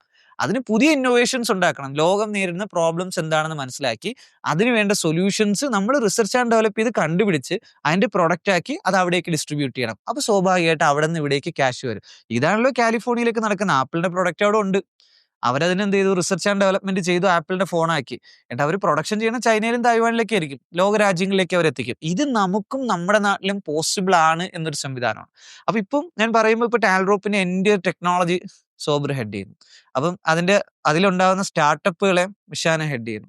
അപ്പം നിങ്ങൾക്ക് രണ്ടുപേരും ഇതിനെ കുറച്ചും കൂടി എന്തായിട്ടുണ്ടാകും, ഒരു ഇന്റർനാഷണൽ ലെവലിലേക്ക് ഈ ഒരു കോൺസെപ്റ്റിനെ ഗ്രൗണ്ടിൽ ഈ ഉണ്ടാക്കപ്പെടുന്നതിന്റെ കോർ സംവിധാനങ്ങൾ ഉണ്ടാക്കുന്നതും അതിനെ കൃത്യമായിട്ട് റീച്ച് ചെയ്യിക്കുന്നതിലും വർക്ക് ചെയ്യുന്ന രണ്ടുപേരാണ്. ഇപ്പൊ സോബർ ഇപ്പം മിഷാനയുടെ ഒരു ടോപ്പിക്കിലേക്ക്, മിഷാനയെ ആദ്യമായിട്ട് ട്രെയിൻ ചെയ്യുന്നത് സോബറിനാണ്. അന്ന് മിഷാനയെ ട്രെയിൻ ചെയ്യുന്ന സമയത്ത് മിഷാന ഈ പറയുന്ന ലെവലിലേക്കൊക്കെ എത്തുമെന്ന് വല്ല വിശ്വാസം ഉണ്ടായിരുന്നോ? എത്തുമെന്ന് വെച്ച് കഴിഞ്ഞാല് ഞാനും മിഷാനായും സ്റ്റേപ്പിലാണ് മിഷാനായെ ഞാൻ ആക്ച്വലി ആദ്യമായിട്ട് കാണുന്നത്. അപ്പം ആദ്യത്തെ മീറ്റിങ്ങുകളിൽ നമ്മൾ എന്ത് ചെയ്തു, സംസാരിച്ചു, പ്രൊഡക്റ്റിന്റെ ഡിസ്കഷൻസ്. പിന്നെ ഓൾറെഡി തന്നെ എനിക്കൊരു പിക്ചർ കിട്ടിയിട്ടുണ്ട്. അതായത് ആ ഒരു ക്രൈസിൽ എന്തൊക്കെ ചെയ്തിരുന്നു എന്നുള്ളതിനെ കുറിച്ചിട്ടുള്ള ഒരു ഹിസ്റ്ററിയും എന്റെ മുന്നിലേക്കുണ്ട്. പക്ഷെ നമ്മൾ തമ്മിൽ മീറ്റ് ചെയ്തിട്ടുണ്ട് ഒരു തവണ, ജസ്റ്റ് ഒന്നൊരു കണ്ടുപോയിട്ടുണ്ട്. പക്ഷെ എന്റെ മൈൻഡിൽ ഓർമ്മയില്ല. ഓക്കെ, മിഷാന പറയുമ്പോഴാണ് ഓക്കെ അന്ന് അവിടെ വെച്ച് കണ്ടിട്ടുണ്ടായിരുന്നല്ലേ എന്നുള്ളത്. പിന്നെ നമ്മൾ കണക്ട് ആവുന്നത് ശരിക്കും നമ്മുടെ സ്റ്റേപ്പിന്റെ ആവശ്യങ്ങളുമായിട്ട് നമ്മൾ കണ്ണൂർ ടെക്കീസ് പാർക്കിൽ വെച്ചിട്ടായിരുന്നു കണക്ട് ആവുന്നത്. അപ്പൊ അന്ന് എന്താ വെച്ചാൽ കുറച്ച് വിഷനൊക്കെ ഉണ്ട്. നമുക്ക് എന്ത് ചെയ്യാം, ഷേപ്പ് ചെയ്തെടുക്കാൻ പറ്റും. വെള്ളം പോലെ ആയിരുന്നു. അപ്പോൾ ലൈക്ക് എന്താണ്, ഒരു ഇന്നതേ ചെയ്യുള്ളൂ ഇങ്ങനെയാണെന്നുള്ളതല്ല, നമ്മൾ എങ്ങനെ മോൾഡ് ചെയ്യുന്നു അതുപോലെ വരും. അതുപോലെ തന്നെ എന്നിട്ടുണ്ട് ഒരു ഇൻട്രോവേർട്ട് ആയിരുന്നില്ല, അതായത് എക്സ്ട്രോവേർട്ട്. ഇൻട്രോവേർട്ട് പ്രശ്നം എന്നുള്ളതല്ല, അതായത് പ്രൊജക്റ്റിലും എക്സ്ട്രോവേർട്ട് ആയിരുന്നു. ചിലരുണ്ടല്ലോ ടാസ്ക് ബേസ്ഡ് ആയിരിക്കും. ഇതങ്ങനെയൊന്നുമല്ല. ടാസ്ക് ചിലത് ചെയ്യാൻ മറന്നു കഴിഞ്ഞാലും വേറെ ഒരു 50 എണ്ണം ചെയ്തിട്ട്, അതുകൊണ്ട് നമുക്ക് മറ്റേത് പോയിട്ട് എന്ത് ചെയ്യേണ്ട ആവശ്യമില്ല, പോയി പറയണ്ട. അതെന്തേ കാര്യം എനിക്കും അറിയാം ഇവിടെ ആവും 50 പണിയുടെ ഇടയിലാവും, ഒരെണ്ണം മിസ്സായി കുഴപ്പമില്ല പോട്ടെ എന്ന് വിചാരിക്കാൻ പറ്റുന്നത് കൊണ്ട് തന്നെ എന്തായാലും മുന്നോട്ട് പോകുന്നത്. അപ്പൊ അത് കഴിഞ്ഞിട്ടായിരുന്നു നമ്മൾ കോളേജസിൽ കണ്ടിന്യൂസ് ആയിട്ട് നമ്മൾ പ്രോഗ്രാം വെക്കുന്ന ടൈം ഉണ്ടായിരുന്നു. അതായത് ജോബ് ഷുവർ ക്യാമ്പസിന്റെ പാർട്ടായിട്ട് എല്ലാ ക്യാമ്പസ്, അതായത് നമ്മുടെ industry on campus project continuous ആയിട്ട് ഇംപ്ലിമെന്റ് ചെയ്തുകൊണ്ടിരുന്ന ടൈമിനായിരുന്നു ശരിക്കും നമ്മൾ ഈ കൊച്ചി ഓഫീസ് സ്റ്റാർട്ട് ചെയ്യുന്നത്. അപ്പം ഇവിടെ നിന്ന് നമ്മളിപ്പം കണ്ടിന്യൂസ് ആയിട്ട് ഈ ക്യാമ്പസുകളിലേക്ക് പോകുന്നുണ്ടായിരുന്നു. അപ്പോൾ ഇനിഷ്യലി ഞാൻ പ്രസന്റ് ചെയ്യും, പിന്നെ ഇപ്പൊ നമ്മൾ എന്ത് ചെയ്തു, പകുതിയായിട്ട് പ്രസന്റ് ചെയ്തു. അപ്പൊ അങ്ങനെ ശരിക്കും ആക്ടിവിറ്റി, അതായത് ഞാൻ ആ ഗ്രോത്ത് ഇങ്ങനെ കണ്ടു വന്നതാണ്. അതുകൊണ്ട് തന്നെ എന്നെ സംബന്ധിച്ചിടത്തോളം എന്തായിരുന്നു, പിന്നെ മനസ്സിലായി ഓക്കെ ഇത് ശരിയായിക്കോളും, കയറിപ്പോയിക്കോളും. അന്ന് ജോൺസ് ടെഗൈൻ ബിൽഡ് ചെയ്യാൻ നേരത്ത് ടെഗൈനിൽ ചോദിച്ചു. അപ്പൊ ഞാനിങ്ങനെ മിഷാരെ ഇങ്ങനെ എഴുതിയ സ്റ്റേപ്പ് ബിൽഡ് ചെയ്യുന്ന കാര്യത്തിലാണ്. അപ്പൊ ജോൺസ് ചോദിച്ചേ, ഞാൻ ഹാർഡായിട്ട് കഷ്ടപ്പെട്ട് പിക്ക് ചെയ്തുകൊണ്ട് വന്നാണല്ലേ. അപ്പൊ ഞാൻ പറഞ്ഞില്ലടാ, ഇതൊരു കാര്യം, സ്റ്റേപ്പ് ബിൽഡ് ചെയ്യാം, നമുക്ക് സ്റ്റേപ്പിനാണല്ലോ ഇപ്പൊ അതിലേക്ക് പോകേണ്ടതെന്നൊക്കെ പറഞ്ഞാൽ ജോൺസുമായിട്ട് ഫൈറ്റ് ചെയ്തിട്ടാണ് ഞാൻ അങ്ങനെ സോബറിനെ കൊണ്ട് കൊടുത്തത്. അങ്ങനെ കുറച്ചു കാലം കഴിഞ്ഞിട്ട് രണ്ടുപേരും കൂടെ വന്നിട്ട് എൻ്റെ അടുത്ത് പറയുന്നത്, നമ്മൾ കല്യാണം കഴിച്ചാലോ എന്ന് പറയുന്നത്. എന്തിനാണ് കല്യാണം കഴിച്ചത്? എന്തിനാ കല്യാണം കഴിച്ചെന്നൊക്കെ ചോദിച്ചാ ഒരു കല്യാണം എന്തായാലും എന്തായാലും കഴിക്കണ്ടേ? കഴിക്കണം. അല്ല നമുക്ക് ഈ പറഞ്ഞ പോലെ ആ ഒരു ട്രാക്കിലായിരുന്നു. പിന്നെ നമ്മൾ ഈ ഒരുമിച്ച് വർക്ക് ചെയ്യുന്നതും കാര്യങ്ങളും പിന്നെ ആ ഒരു ഇപ്പൊ ഒരു മാരേജ് അങ്ങനെയൊക്കെ ആലോചിച്ച് തുടങ്ങിയ ഒരു സമയത്ത് ഇത് വിട്ട് എന്തായാലും പോകാൻ പറ്റില്ല. ഇതാണ് നമുക്ക് ഈ കമ്പനിയിൽ നിൽക്കണം, ഈ വിഷനിൽ നിൽക്കണം, ഈ മിഷൻ പൂർത്തിയാക്കുന്നതും അതിന്റെ അപ്പുറത്തേക്ക് അത് എടുക്കുന്നു, അതിന്റെ ഒപ്പം തന്നെ നിൽക്കണം. പിന്നെ ഈ പറഞ്ഞ പോലെ ഒരു പോയിന്റ് അതിന്റെ അപ്പുറത്തെ ഒരു പോയിന്റ് ഈ പറഞ്ഞ പോലെ എന്റെ ഫസ്റ്റ് ഞാൻ തുടങ്ങുന്ന ആ പ്രൊജക്റ്റിലായതുകൊണ്ട് തന്നെ എന്റെ ആ ഗ്രോത്ത് മൊത്തം കണ്ടത് മാത്രമല്ല, ഗ്രോത്തിലേക്ക് ഒരു 95% വർക്ക് ഇട്ട ഒരാളാണ് ഞാൻ. മെന്റർ ആയിരുന്നു. ഈ പറഞ്ഞ പോലെ ഇപ്പൊ ഞാൻ റീമത്താട് ഈ പറഞ്ഞ പോലെ ഇപ്പൊ എനിക്ക് ആ ഇവന്റിന് പോകണം, അതേ സമയത്ത് ഇപ്പുറത്തെ ആ പ്രൊജക്ട് എടുക്കുന്നുണ്ട്, ഇത്രയും എഞ്ചിനീയേഴ്സ് വർക്ക് ചെയ്യുന്ന പ്രൊജക്റ്റും ഉണ്ട്. അപ്പൊ ഞാൻ ചോദിക്കും, എനിക്ക് ഇങ്ങനെ ഒരു ഇതിന് പോകണം, പക്ഷെ ഞാൻ നോക്കിക്കോളാം, കുഴപ്പമില്ല, നീ നോക്കിയാൽ മതി. അങ്ങനെ ഈ പറഞ്ഞ പോലെ കുറെ കാര്യങ്ങൾ ചെയ്യുമ്പോൾ കുറച്ച് കാര്യങ്ങൾ ഇടയിൽ വിട്ടുപോകും, പക്ഷെ അതാണെങ്കിലും അത് ബാലൻസ് ചെയ്യാനും. പിന്നെ ഈ പറഞ്ഞ പോലെ ഇപ്പോ ഞാൻ വന്ന് കുറച്ചായപ്പോഴത്തേനും ആ സെഷൻ ഞാൻ പബ്ലിക് സ്പീക്കിംഗ് എല്ലാം ചെയ്തിട്ടുണ്ട്, പക്ഷെ ഒരു കുട്ടികളോട് പോയി നമ്മുടെ എക്സ്പീരിയൻസ് പറയാൻ മാത്രമായോ, അല്ലെങ്കിൽ അത് പറയാൻ പറ്റുമോ, ഇവിടെ എങ്ങനെയാണ് ഇവരോട് പറയേണ്ടത്. അപ്പൊ ഇതെല്ലാം ഞാൻ പഠിച്ചത് സോബറിന്റെ സെഷൻസ് കണ്ടിട്ടായിരുന്നു. അടുത്ത ഒരു 5 കഴിഞ്ഞപ്പോൾ എന്നോട് നീ സംസാരിച്ചോ എന്ന് പറഞ്ഞ് നമുക്കൊരാളൊരു ഓപ്പർച്യൂണിറ്റി തരണല്ലോ. എത്ര ടാലന്റ് ഉണ്ട് എന്ന് പറഞ്ഞാലും ഒരാൾ ഓപ്പർച്യൂണിറ്റി തരുമ്പോൾ അത് നമുക്ക് എക്സ്പ്രസ് ചെയ്ത് പിന്നെ ഗ്രോ ചെയ്യാൻ പറ്റുള്ളൂ. അപ്പൊ ഇതിനെല്ലാം ഒരു മെന്ററായിട്ട് കൂടെ നിന്നതായിരുന്നു. പിന്നെ അങ്ങനെ സോബറിന് എന്തായാലും കെട്ടണമല്ലോ, ആരെങ്കിലും കെട്ടിയല്ലേ പറ്റുള്ളൂ എന്നുള്ളതാണ് അവന്റെ മാനസികാവസ്ഥ. അപ്പൊ നിനക്കൊരു ഇൻഫാക്ച്വേഷനും ഒപ്പം എന്താണ് ഇവിടെ വിട്ട് പോവാതിരിക്കാനുള്ള ഒരു സംഭവമായിട്ടാണ്. അപ്പൊ ഇതാണ് ഒരു ഫണ്ണായിട്ട് നമുക്ക് പറയാൻ പറ്റും. ഓക്കെ, അപ്പൊ സംഭവം ഇതാണ്. നമ്മളിപ്പോ ടാൽഡ്രോപ്പ് ബിൽഡ് ചെയ്യുന്ന സമയത്ത് തന്നെ പറയാം, ഇപ്പൊ ഞാന് അഫീനെ കല്യാണം കഴിക്കുന്ന സമയത്തും അഫി ഇതുപോലെ ആദ്യം തുടക്കത്തിൽ വന്നു, ടാൽഡ്രോപ്പിൽ വന്നു. പിന്നെ അവർ ഭയങ്കര ലെവലിൽ എന്തിട്ടുണ്ട് അഗ്രസീവായിട്ട് വർക്ക് ചെയ്യുന്നുണ്ട്. അപ്പൊ നമ്മൾക്ക് മനസ്സിലാവുന്നുണ്ട് എന്താണ് ഇതിന്റെ സ്ട്രഗിളും ഇതിന്റെ പെയിനും എടുക്കാൻ പറ്റുന്ന ഒരാൾക്കേ നമ്മൾ മനസ്സിലാക്കാനും കൂടെ നിൽക്കാനും പറ്റും. അപ്പൊ ഞാൻ അവന്റെ അടുത്ത് പറയാറുണ്ടായിരുന്നില്ല, കല്യാണ ആലോചനയൊക്കെ കുടുംബക്കാർ കൊണ്ടുവരുന്ന സംവിധാനമൊക്കെ എന്ന് പറഞ്ഞാൽ അത് കല്യാണമായിരിക്കും. നമ്മൾ ഈ ഇതിന്റെ അകത്ത് 100% ഇൻവെസ്റ്റ് ചെയ്യുമ്പോൾ നമ്മളെക്കാളും കൂടുതൽ 100% ഇത് പാഷനേറ്റ് ആയിട്ട് ഒരാളെ കെട്ടിക്കഴിഞ്ഞാൽ ആ വഴിക്കുള്ള അടികളൊക്കെ കുറയും. അതാണ് ഇതിനകത്തുള്ള സംവിധാനം. അല്ല, അറ്റ്ലീസ്റ്റ് എന്താണ് നമ്മുടെ ചെയ്യുന്ന വിഷൻ മനസ്സിലാവുക എന്നുള്ളത് ഭയങ്കര ഇമ്പോർട്ടന്റ് ആയിട്ടുള്ള ഒരു കാര്യം. ഇപ്പൊ എന്നെ സംബന്ധിച്ച് ഞാൻ ആഗ്രഹിച്ച ഒരു കാര്യം അത് തന്നെയായിരുന്നു. അതായത് നമ്മുടെ ഇപ്പോ ഒരു ഇത്രയും കാര്യങ്ങൾ ചെയ്യുന്ന പാരലി ഒരുപാട് കാര്യങ്ങൾ ചെയ്യും. നമുക്കിപ്പോ ഡിഫൈൻഡ് ജോബ് എന്ന് പറയാനായിട്ട് നമുക്ക് ആർക്കും ഇല്ലല്ലോ. അതായത് ഓരോ ദിവസം ചില ദിവസം പ്രശ്നങ്ങൾ സോൾവ് ചെയ്യാം, ഓപ്പറേഷൻസ് ആയിരിക്കും. ചില ദിവസം ഗ്രോത്ത് ആയിരിക്കും. ചില ദിവസം പബ്ലിക്കിലേക്ക് നമ്മുടെ ആ ലെവലിലേക്ക് പോകലായിരിക്കും. ചിലപ്പം ട്രാവൽ ഉണ്ടാവും ഇതിനുള്ളിൽ തന്നെ. എന്നാൽ ചില ദിവസങ്ങളിൽ എന്തായിരിക്കും, ഒരു റൂമിൽ അവിടെ ഉണ്ടെങ്കിൽ പോലും നമുക്ക് എന്ത് ചെയ്യാൻ പറ്റില്ല, കമ്മ്യൂണിക്കേറ്റ് ചെയ്യാൻ പറ്റുന്ന കണക്ക് പാക്ഡ് ആയിരിക്കാം ദിവസങ്ങൾ. അപ്പോൾ ഇതെല്ലാം കൂടി വരുമ്പോൾ ഇതൊക്കെ കറക്റ്റ് ആയിട്ട് മനസ്സിലാവുന്ന ഒരാൾ അപ്പോൾ എന്ത് ചെയ്തു, അത് ഹോൾഡ് ചെയ്യാനുള്ള ഒരു കപ്പാസിറ്റി ഉണ്ടാവണം. അത്രേ ഉണ്ടായിരുന്നുള്ളൂ എന്നെ സംബന്ധിച്ചിടത്തോളം. പിന്നെ ഇമോഷണലി കണക്ട് ആവുക എന്നുള്ളത് അത് എന്തായാലും സ്വാഭാവികമായിട്ട് ഒരു പാർട്ട് അവിടെ ഉണ്ട്. ഞാൻ പറഞ്ഞ പ്രൊഫഷണലി നോക്കുമ്പോ ഇത് ഇങ്ങനെ കുറച്ച് കാര്യങ്ങളായിരുന്നു ഞാൻ നോക്കിയിട്ടുണ്ട്. അപ്പൊ അതിനൊക്കെ ഓക്കെ. എന്തായാലും കുറച്ച് ഇടിയൊക്കെ കിട്ടും, പക്ഷെ ഈ കുറച്ചിടി കുറയും ഈ മനസ്സിലാക്കലാണ്. അതാണ് ഇതിന്റെ കുറച്ച് നമുക്ക് അപ്പുറത്തെ ഒരു സൈഡ് എന്ന് പറഞ്ഞു കഴിഞ്ഞാൽ നമ്മുടെ ഒരു റോബോട്ട് സൈഡ് ഉണ്ടല്ലോ, അതിനുള്ള ഇടിയൊക്കെ നല്ല കാര്യമായിട്ട് കിട്ടും. അത് കിട്ടും. വർക്ക് റിലേറ്റഡ് ഇടി കുറയും, അത് മതിയല്ലോ. അതാണ് പറഞ്ഞു മനസ്സിലായില്ലേ, എന്തായാലും ഇടിക്കണം, പക്ഷെ കുറച്ചിടി കുറയും എന്നുള്ളതാണ് ഇതിന്റെ ഒരു സംഭവം. ഓക്കെ, നമ്മളൊരു യങ്സ്റ്റേഴ്സ് ഒരുപാട് പേര് ഇപ്പൊ ടാൽഡ്രോപ്പിലേക്ക് വരുമ്പോൾ, പെൺകുട്ടികൾ ഒരുപാട് പേര് വരുമ്പോൾ ഇപ്പൊ മിഷാനയുടെ ഒരു കരിയർ അവരൊക്കെ മോഡലാക്കുന്ന ഒരു സംഭവമാണ്. അപ്പൊ മിഷാൻ എന്ത് ചെയ്യുന്നുണ്ട്, ഈ ഇന്റർനാഷണൽ വേദിയിൽ ഇപ്പൊ നമ്മുടെ ഖലീജ് ടൈംസിന്റെ കോൺക്ലേവില് ടാൽഡ്രോപ്പിനെ പ്രസന്റ് ചെയ്യുന്നതാണ്. അപ്പൊ അവിടുത്തെ യൂണിവേഴ്സിറ്റീസ് മുഴുവൻ അറബ് യൂണിവേഴ്സിറ്റീസും മറ്റ് ഫോറിൻ യൂണിവേഴ്സിറ്റീസ് ഒക്കെ കാണുന്നു. അപ്പൊ അവർക്ക് നമ്മുടെ വിഷൻ, നമ്മൾ എന്താണ് ടാൽഡ്രോപ്പ് കേരളത്തിൽ നിന്ന് ബിൽഡ് ചെയ്യുന്നത് എന്നുള്ള കാര്യം, അപ്പൊ ഒരു 25 വയസ്സുകാര് ഇതിങ്ങനെ പറഞ്ഞു കൊടുക്കുമ്പോൾ അവർക്കൊരു എക്സൈറ്റ്മെന്റ് ഉണ്ട്. അത് സ്വാഭാവികമായിട്ട് അവരൊക്കെ വലിയ ലെവലിൽ പൊസിഷനിൽ നിൽക്കുമ്പോൾ അവരൊന്നും ചിന്തിക്കാത്ത കാര്യങ്ങൾ, അല്ലെങ്കിൽ ഗ്രാമങ്ങളിൽ നമ്മൾ ഈ നടത്തിക്കൊണ്ടിരിക്കുന്ന സംഭവം, ഇതിന്റെ റിസൾട്ട്, ഇതിന്റെ ഇമ്പാക്റ്റ് ഒക്കെ പറയുമ്പോഴേക്ക് ടാൽഡ്രോപ്പിന് അവരൊക്കെ ഒരു കാണുന്ന രീതി ഉണ്ടല്ലോ, അവരൊക്കെ തന്നെ നമ്മളെ റെസ്പെക്ട് ചെയ്ത് കാണുമ്പോഴേക്ക്. അപ്പൊ മിഷാനക്ക് നമ്മുടെ ഒരു തലമുറ ഇവിടെ നിന്നൊക്കെ ഒരു അത്രയും പെൺകുട്ടികളൊക്കെ ആ ലീഡർഷിപ്പിലേക്ക് കയറ്റിക്കൊണ്ടുവരാൻ കഴിയുമെന്ന് വിശ്വസിക്കുന്നുണ്ടോ? അതെ തീർച്ചയായും. അതാണ് ഞാൻ എംപവർ ഹെറിന്റെ ആദ്യം തന്നെ ഗേൾസിന്റെ മാത്രം ഫോക്കസ് ചെയ്ത് പറയുന്നതുകൊണ്ടാണ്. എംപവർ ഹെർ, സഫീർ ഖാൻ ആ ഒരു വിഷൻ സംസാരിക്കുമ്പോഴെല്ലാം ഞാൻ ഭയങ്കര എക്സൈറ്റഡ് ആയിരുന്നു ആ കാര്യത്തിൽ. എന്നാലും ആ പ്രോഗ്രാം ഡിസൈൻ ചെയ്യുമ്പോൾ അത്ര ഒരു ഞാൻ ഒരു ഇമ്പാക്ട് മനസ്സിൽ വിചാരിച്ചിട്ടുണ്ട്. ഫസ്റ്റത്തെ ഒരു 1-2 കോളേജസിൽ ഡയറക്റ്റ് ഞാൻ തന്നെയാണ്, പിന്നെയാണ് ടീം സെറ്റപ്പ് ചെയ്യുന്നത്. ആദ്യം നമ്മളായിട്ട് ചെയ്യുക, എന്നിട്ട് പിന്നെ എല്ലാം മനസ്സിലാക്കി, എന്നിട്ട് അതൊരു സിസ്റ്റം ആക്കിയിട്ട് ടീമിനെ ഏൽപ്പിക്കുക. ഇതാണ് നമ്മൾ ഫോളോ ചെയ്യുന്ന ഒരു പാറ്റേൺ. അപ്പൊ ഞാൻ അതിന് വേണ്ടി ഫസ്റ്റത്തെ 1-2 കോളേജസിൽ ഞാൻ പോയപ്പോൾ ആദ്യത്തെ നമ്മളൊരു നമ്പർ വെച്ചിട്ടുണ്ടായിരുന്നു 10 പേര്.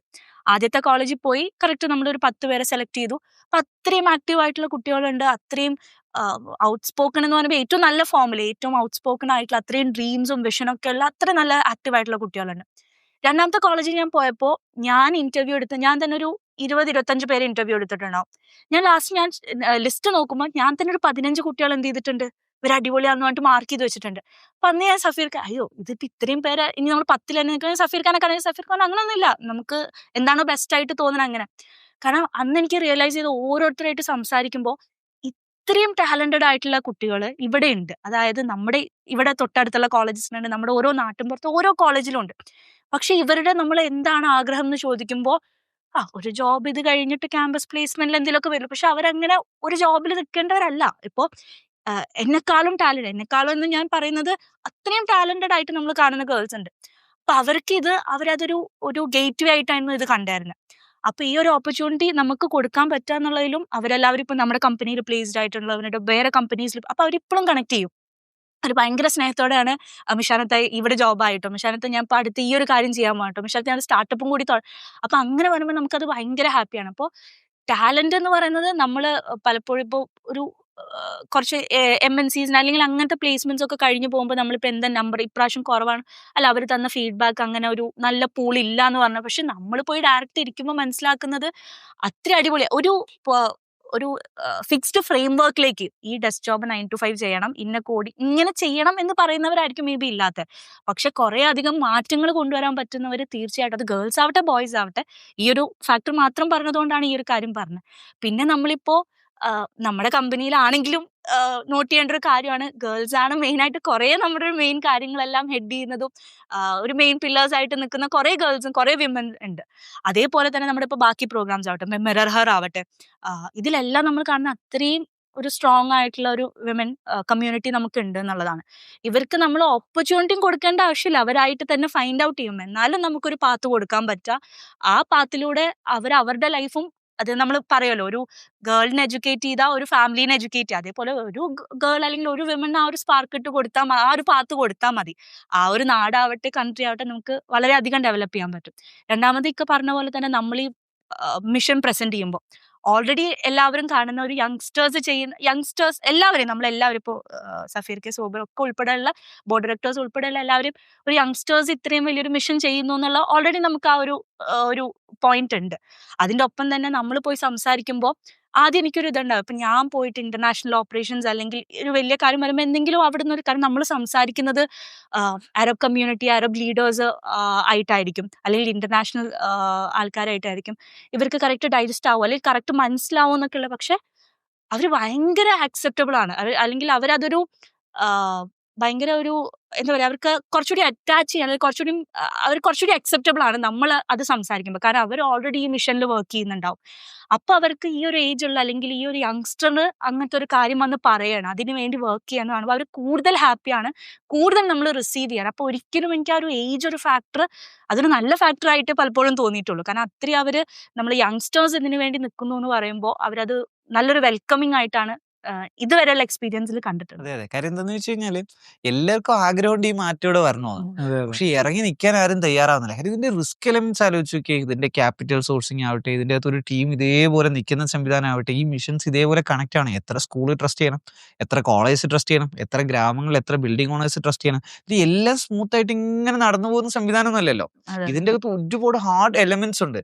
അപ്പം ഇതിന്റെ അത്രയും വിശ്വസിച്ച ആളുകൾ നിൽക്കണം. പല സമയത്ത് ക്രൈസിസ് വരും, ഓപ്പറേഷണൽ ക്രൈസിസ് വരും, ഗ്രോത്ത് ക്രൈസിസ് വരും. ഇതെല്ലാം ഇപ്പൊ നമ്മുടെ ഗ്രോത്ത് അങ്ങനെ അങ്ങ് പോകുമ്പം സ്വാഭാവികമായ ഒരു ക്രൈസിസ് ഉണ്ടാവും. ഇനി അതല്ല ഓപ്പറേഷൻസ്, ഈ ഗ്രോത്തിനനുസരിച്ചിട്ട് ഈ ഓപ്പറേഷൻസ് കൊണ്ടുവരുമ്പോൾ ഈ ഓപ്പറേഷൻ ക്രൈസിസ് വരും. അപ്പൊ ഇതെല്ലാം ഒരു ടീം വിശ്വസിച്ച് നിൽക്കുമ്പോഴാണ് ഇതൊക്കെ ഒരു ഗ്രോത്ത് അൾട്ടിമേറ്റ്ലി ഉണ്ടായി വരുന്നത്. അപ്പൊ അത് ഇത്രയും വലിയ വലിയ ആളുകൾക്ക് പറ്റാതിരിക്കുമ്പോഴും കുറെ യങ്സ്റ്റേഴ്സ് ഇങ്ങനെ 10 കൊല്ലായില്ലേ ഈ സാധനം ഇതേന്നും പറഞ്ഞ് നിൽക്കുന്നത്. അപ്പൊ അതിന്റെ ഒരു വലിയ സംഭവമുണ്ട്. സൂപ്പറിന് ഇപ്പൊ ഒരു ടെക് കരിയർ, അതായത് നമ്മളിപ്പോ ഒരു AI കാലഘട്ടമാണ്. എന്തായാലും എല്ലാ ജോബ്, ഇവിടുത്തെ ക്ലറിക്കൽ ജോബ് ഉൾപ്പെടെ എല്ലാം റീപ്ലേസ് ചെയ്യപ്പെടുക. അപ്പൊ ഒരു പുതിയ തലമുറയിൽ അവർ ടെക്നോളജിയിലേക്ക് വരുമ്പോൾ അവർക്ക് കൊടുക്കുക ഒരു അഡ്വൈസ് എന്താണ്? ഫസ്റ്റ് അഡ്വൈസ് എന്ന് പറയുന്നത്, നമ്മളിപ്പോൾ ഫസ്റ്റ് ഞാൻ ഡിഗ്രിയെ കുറിച്ചിട്ട് തന്നെ പറഞ്ഞു കഴിഞ്ഞാൽ, ഡിഗ്രി ഒരിക്കലും ജോലി തരില്ല എന്നും ഡിഗ്രി സർട്ടിഫിക്കറ്റ് നമുക്കൊരു ആഡ് ഓൺ അഡ്വാൻറ്റേജ് ആണ് എന്നുള്ള കാര്യം ആദ്യം നമ്മൾ എന്ത് ചെയ്യുക, പാരൻസും കുട്ടികളും വിശ്വസിക്കുക എന്നുള്ളതാണ് ആദ്യം ചെയ്യേണ്ട പണി. അതായത് ഡിഗ്രി ഇവിടെ നമ്മളിപ്പോൾ 4 വർഷം ഡിഗ്രി പഠിച്ച് ഇറങ്ങിക്കഴിഞ്ഞാൽ ആ ഡിഗ്രി ഒരിക്കലും നമുക്ക് ജോബ് ക്രിയേറ്റ് ചെയ്യില്ല, പ്രത്യേകിച്ച് ഏടെ കാലഘട്ടത്തിൽ. ഇപ്പോൾ നമ്മളിപ്പോൾ ഏതൊരു കമ്പനി എടുത്ത് നോക്കിക്കഴിഞ്ഞാലും അവർക്കിപ്പോൾ എൻട്രി ലെവൽ ജോബ്സ് വേണ്ട. നമ്മളിപ്പോൾ 4 വർഷത്തെ ഡിഗ്രി കഴിഞ്ഞാൽ നമുക്ക് സാധാരണയായിട്ട് കിട്ടുക ഒന്നുകിൽ ഇന്ത്യൻ പൊസിഷനോ അല്ലെങ്കിൽ ജൂനിയർ പൊസിഷനോ, അതായിരിക്കുമല്ലോ നമുക്ക് ഏറ്റവും മാക്സിമം തരാൻ പറ്റുന്നത് അതാണല്ലോ. അതിനപ്പുറത്തേക്ക് 4 വർഷം എക്സ്പീരിയൻസ് ഉള്ള ജോലി എന്തായാലും തരാൻ പറ്റുന്നില്ല. പക്ഷേ ഇന്ത്യൻസിന് ഇപ്പോൾ വേണ്ട. കാരണം ഇപ്പോൾ നമ്മൾ തന്നെ ഇവിടെ ഇപ്പോൾ കഴ്സർ അല്ലെങ്കിൽ കഴിഞ്ഞ ദിവസം AWSന്റെ കിറോ എന്നുള്ള ഒരു ടൂള് ഇറങ്ങിയിട്ടുണ്ട്, റിലീസ് ചെയ്തിട്ടുണ്ടായിരുന്നു. അപ്പോൾ കിറോയുടെ അഡ്വാൻറ്റേജ് എന്ന് വെച്ച് കഴിഞ്ഞാൽ നമുക്ക് കോഡ് എഴുതാം. നമ്മളിപ്പോൾ കഴ്സർ അതുപോലുള്ള എന്താണ് വിൻസർഫ് ഇങ്ങനെയുള്ള മൾട്ടിപ്പിൾ എന്താണ് ടൂൾസ് ഉണ്ട്. ഈ ടൂൾസ് എല്ലാം തന്നെ ബാക്ക് ചെയ്യുന്നത് ഒന്നുകിൽ ഗൂഗിളോ മൈക്രോസോഫ്റ്റോ കിറോ ഇപ്പോൾ AWS ആണ്. അപ്പോൾ ഈ കമ്പനീസ് ആണ് ഇതിനെ ബാക്ക് ചെയ്യുന്നത്. ഇതിന് ഉപയോഗിക്കുന്ന എഞ്ചിൻ എന്ന് പറയുന്നത് ഒന്നുകിൽ ഓപ്പൺ എയുടേതോ അതല്ലെങ്കിൽ ആന്ത്രോ. ഇവരെല്ലാവരും സീരിയസ് ആണ് ഡെവലപ്മെന്റ്. അതായത് ഇപ്പോൾ നടക്കുന്ന പ്രോസസ്സ് എന്ന് പറഞ്ഞു കഴിഞ്ഞാൽ ഒരു കമ്പനിയെ എങ്ങനെ ഒരു കമ്പനിയിലെ ഒരു ജോബ് റോളിനെ എങ്ങനെ റിപ്ലേസ് ചെയ്യാം, ഇതിന് പറ്റുന്ന സ്റ്റാർട്ടപ്പ്. ഇപ്പോൾ ലാസ്റ്റ് നമ്മുടെ വൈ കോമ്പിനേറ്ററിന്റെ വീഡിയോസ് കാണുന്നവർക്ക് മനസ്സിലാവും. അതായത് വൈ കോമ്പിനേറ്റർ ഇപ്പോൾ അവസാനം വിളിച്ചിരിക്കുന്ന ഇനി അടുത്ത കൊഹോട്ട് എന്ന് പറഞ്ഞു കഴിഞ്ഞാൽ നിങ്ങൾക്ക് എന്ത് ചെയ്യാം, ഒരു കമ്പനിയിലെ ഒരു ജോബ് റോൾ റിപ്ലേസ് ചെയ്യാൻ പറ്റുമെങ്കിൽ നിങ്ങൾ ആ സ്റ്റാർട്ടപ്പുമായിട്ട് വന്നു. അതായത് നിങ്ങൾക്ക് എന്ത് ചെയ്യാൻ പറ്റും, റിസപ്ഷനിസ്റ്റിനെ ഒഴിവാക്കാൻ പറ്റുമോ, നിങ്ങൾ വാ. നിങ്ങൾക്ക് ജൂനിയർ ഡെവലപ്പറിനെ ഒഴിവാക്കാൻ പറ്റുമോ, നിങ്ങൾ വന്നോ. നിങ്ങൾക്ക് ഡോക്ടറിനെ ഒഴിവാക്കാൻ പറ്റുമോ, നിങ്ങൾ വന്നോ. അതായത് ഇതാണ് ഇപ്പോൾ സ്റ്റാർട്ടപ്പ്. അതായത് ഒരു എംപ്ലോയിയെ കംപ്ലീറ്റ് ആയിട്ട് ഒഴിവാക്കുക. ഇതാണല്ലോ ഏജൻസ് എന്ന് പറയുന്നത്. അപ്പോൾ ഈ ലെവലിലേക്ക് പോകുമ്പോൾ എൻട്രി ലെവൽ ജോബ്സ് ഇനി എന്തായാലും ഉണ്ടാവില്ല. സീനിയേഴ്സ്, അതായത് നമുക്കിനി എന്ത് വേണ്ട, പ്രൊജക്ട് മാനേജേഴ്സ് വേണ്ട, നമുക്ക് പ്രൊഡക്ട് മാനേജേഴ്സും ടെക് ലീഡ്സും. അതായത് ഇപ്പോൾ സ്റ്റേപ്പിന്റെ ടീം തന്നെ നമ്മുടെ അന്ന് പറഞ്ഞിരുന്ന വലിയ ടീമിൽ നിന്ന് നമ്മൾ ഭയങ്കര ചെറിയ ടീമിലേക്ക് കൊണ്ടുവന്നത്. കാരണം നമുക്ക് ഒരു കാര്യം ചെയ്യാൻ ഒരു ഡെവലപ്പറും ഒരു ടൂളിന്റെ $20 $40 സബ്സ്ക്രിപ്ഷനും മതി. അതായത് 4000 രൂപ ഉണ്ടെങ്കിൽ എന്ത് ചെയ്യാണ്, ഒരു നോർമൽ ഒരു ഡെവലപ്പർ എന്ത് ചെയ്യാണ്, ടീം ലീഡിന്റെ കപ്പാസിറ്റിയിലേക്ക് വളരെയാണ്. കാര്യം അതാ നോളജ് ആണല്ലോ ബേസിക്കലി നോക്കുന്നത്. അവന്റെ സെക്കൻഡ് ബ്രെയിൻ ആയിട്ട് എന്ത് ചെയ്യും, ChatGPT വർക്ക് ചെയ്യുന്നു, അവന്റെ ആക്ഷൻസ് ചെയ്യാം. അപ്പൊ ഇങ്ങനെ വരുമ്പോൾ ജോബ്സിന്റെ എണ്ണം ഇനിയും കുറയും. അപ്പൊ നമുക്ക് 2 കാര്യങ്ങൾ ചെയ്യാം. അതായത് ഒരു 4 വർഷം, അതായത് ഇന്നിപ്പോ ഡിഗ്രി തുടങ്ങുന്ന ഒരു കുട്ടിയെ സംബന്ധിച്ചിടത്തോളം 4 കൊല്ലം കഴിഞ്ഞിട്ടാണല്ലോ അവന്റെ കരിയർ ഉണ്ടാവുക.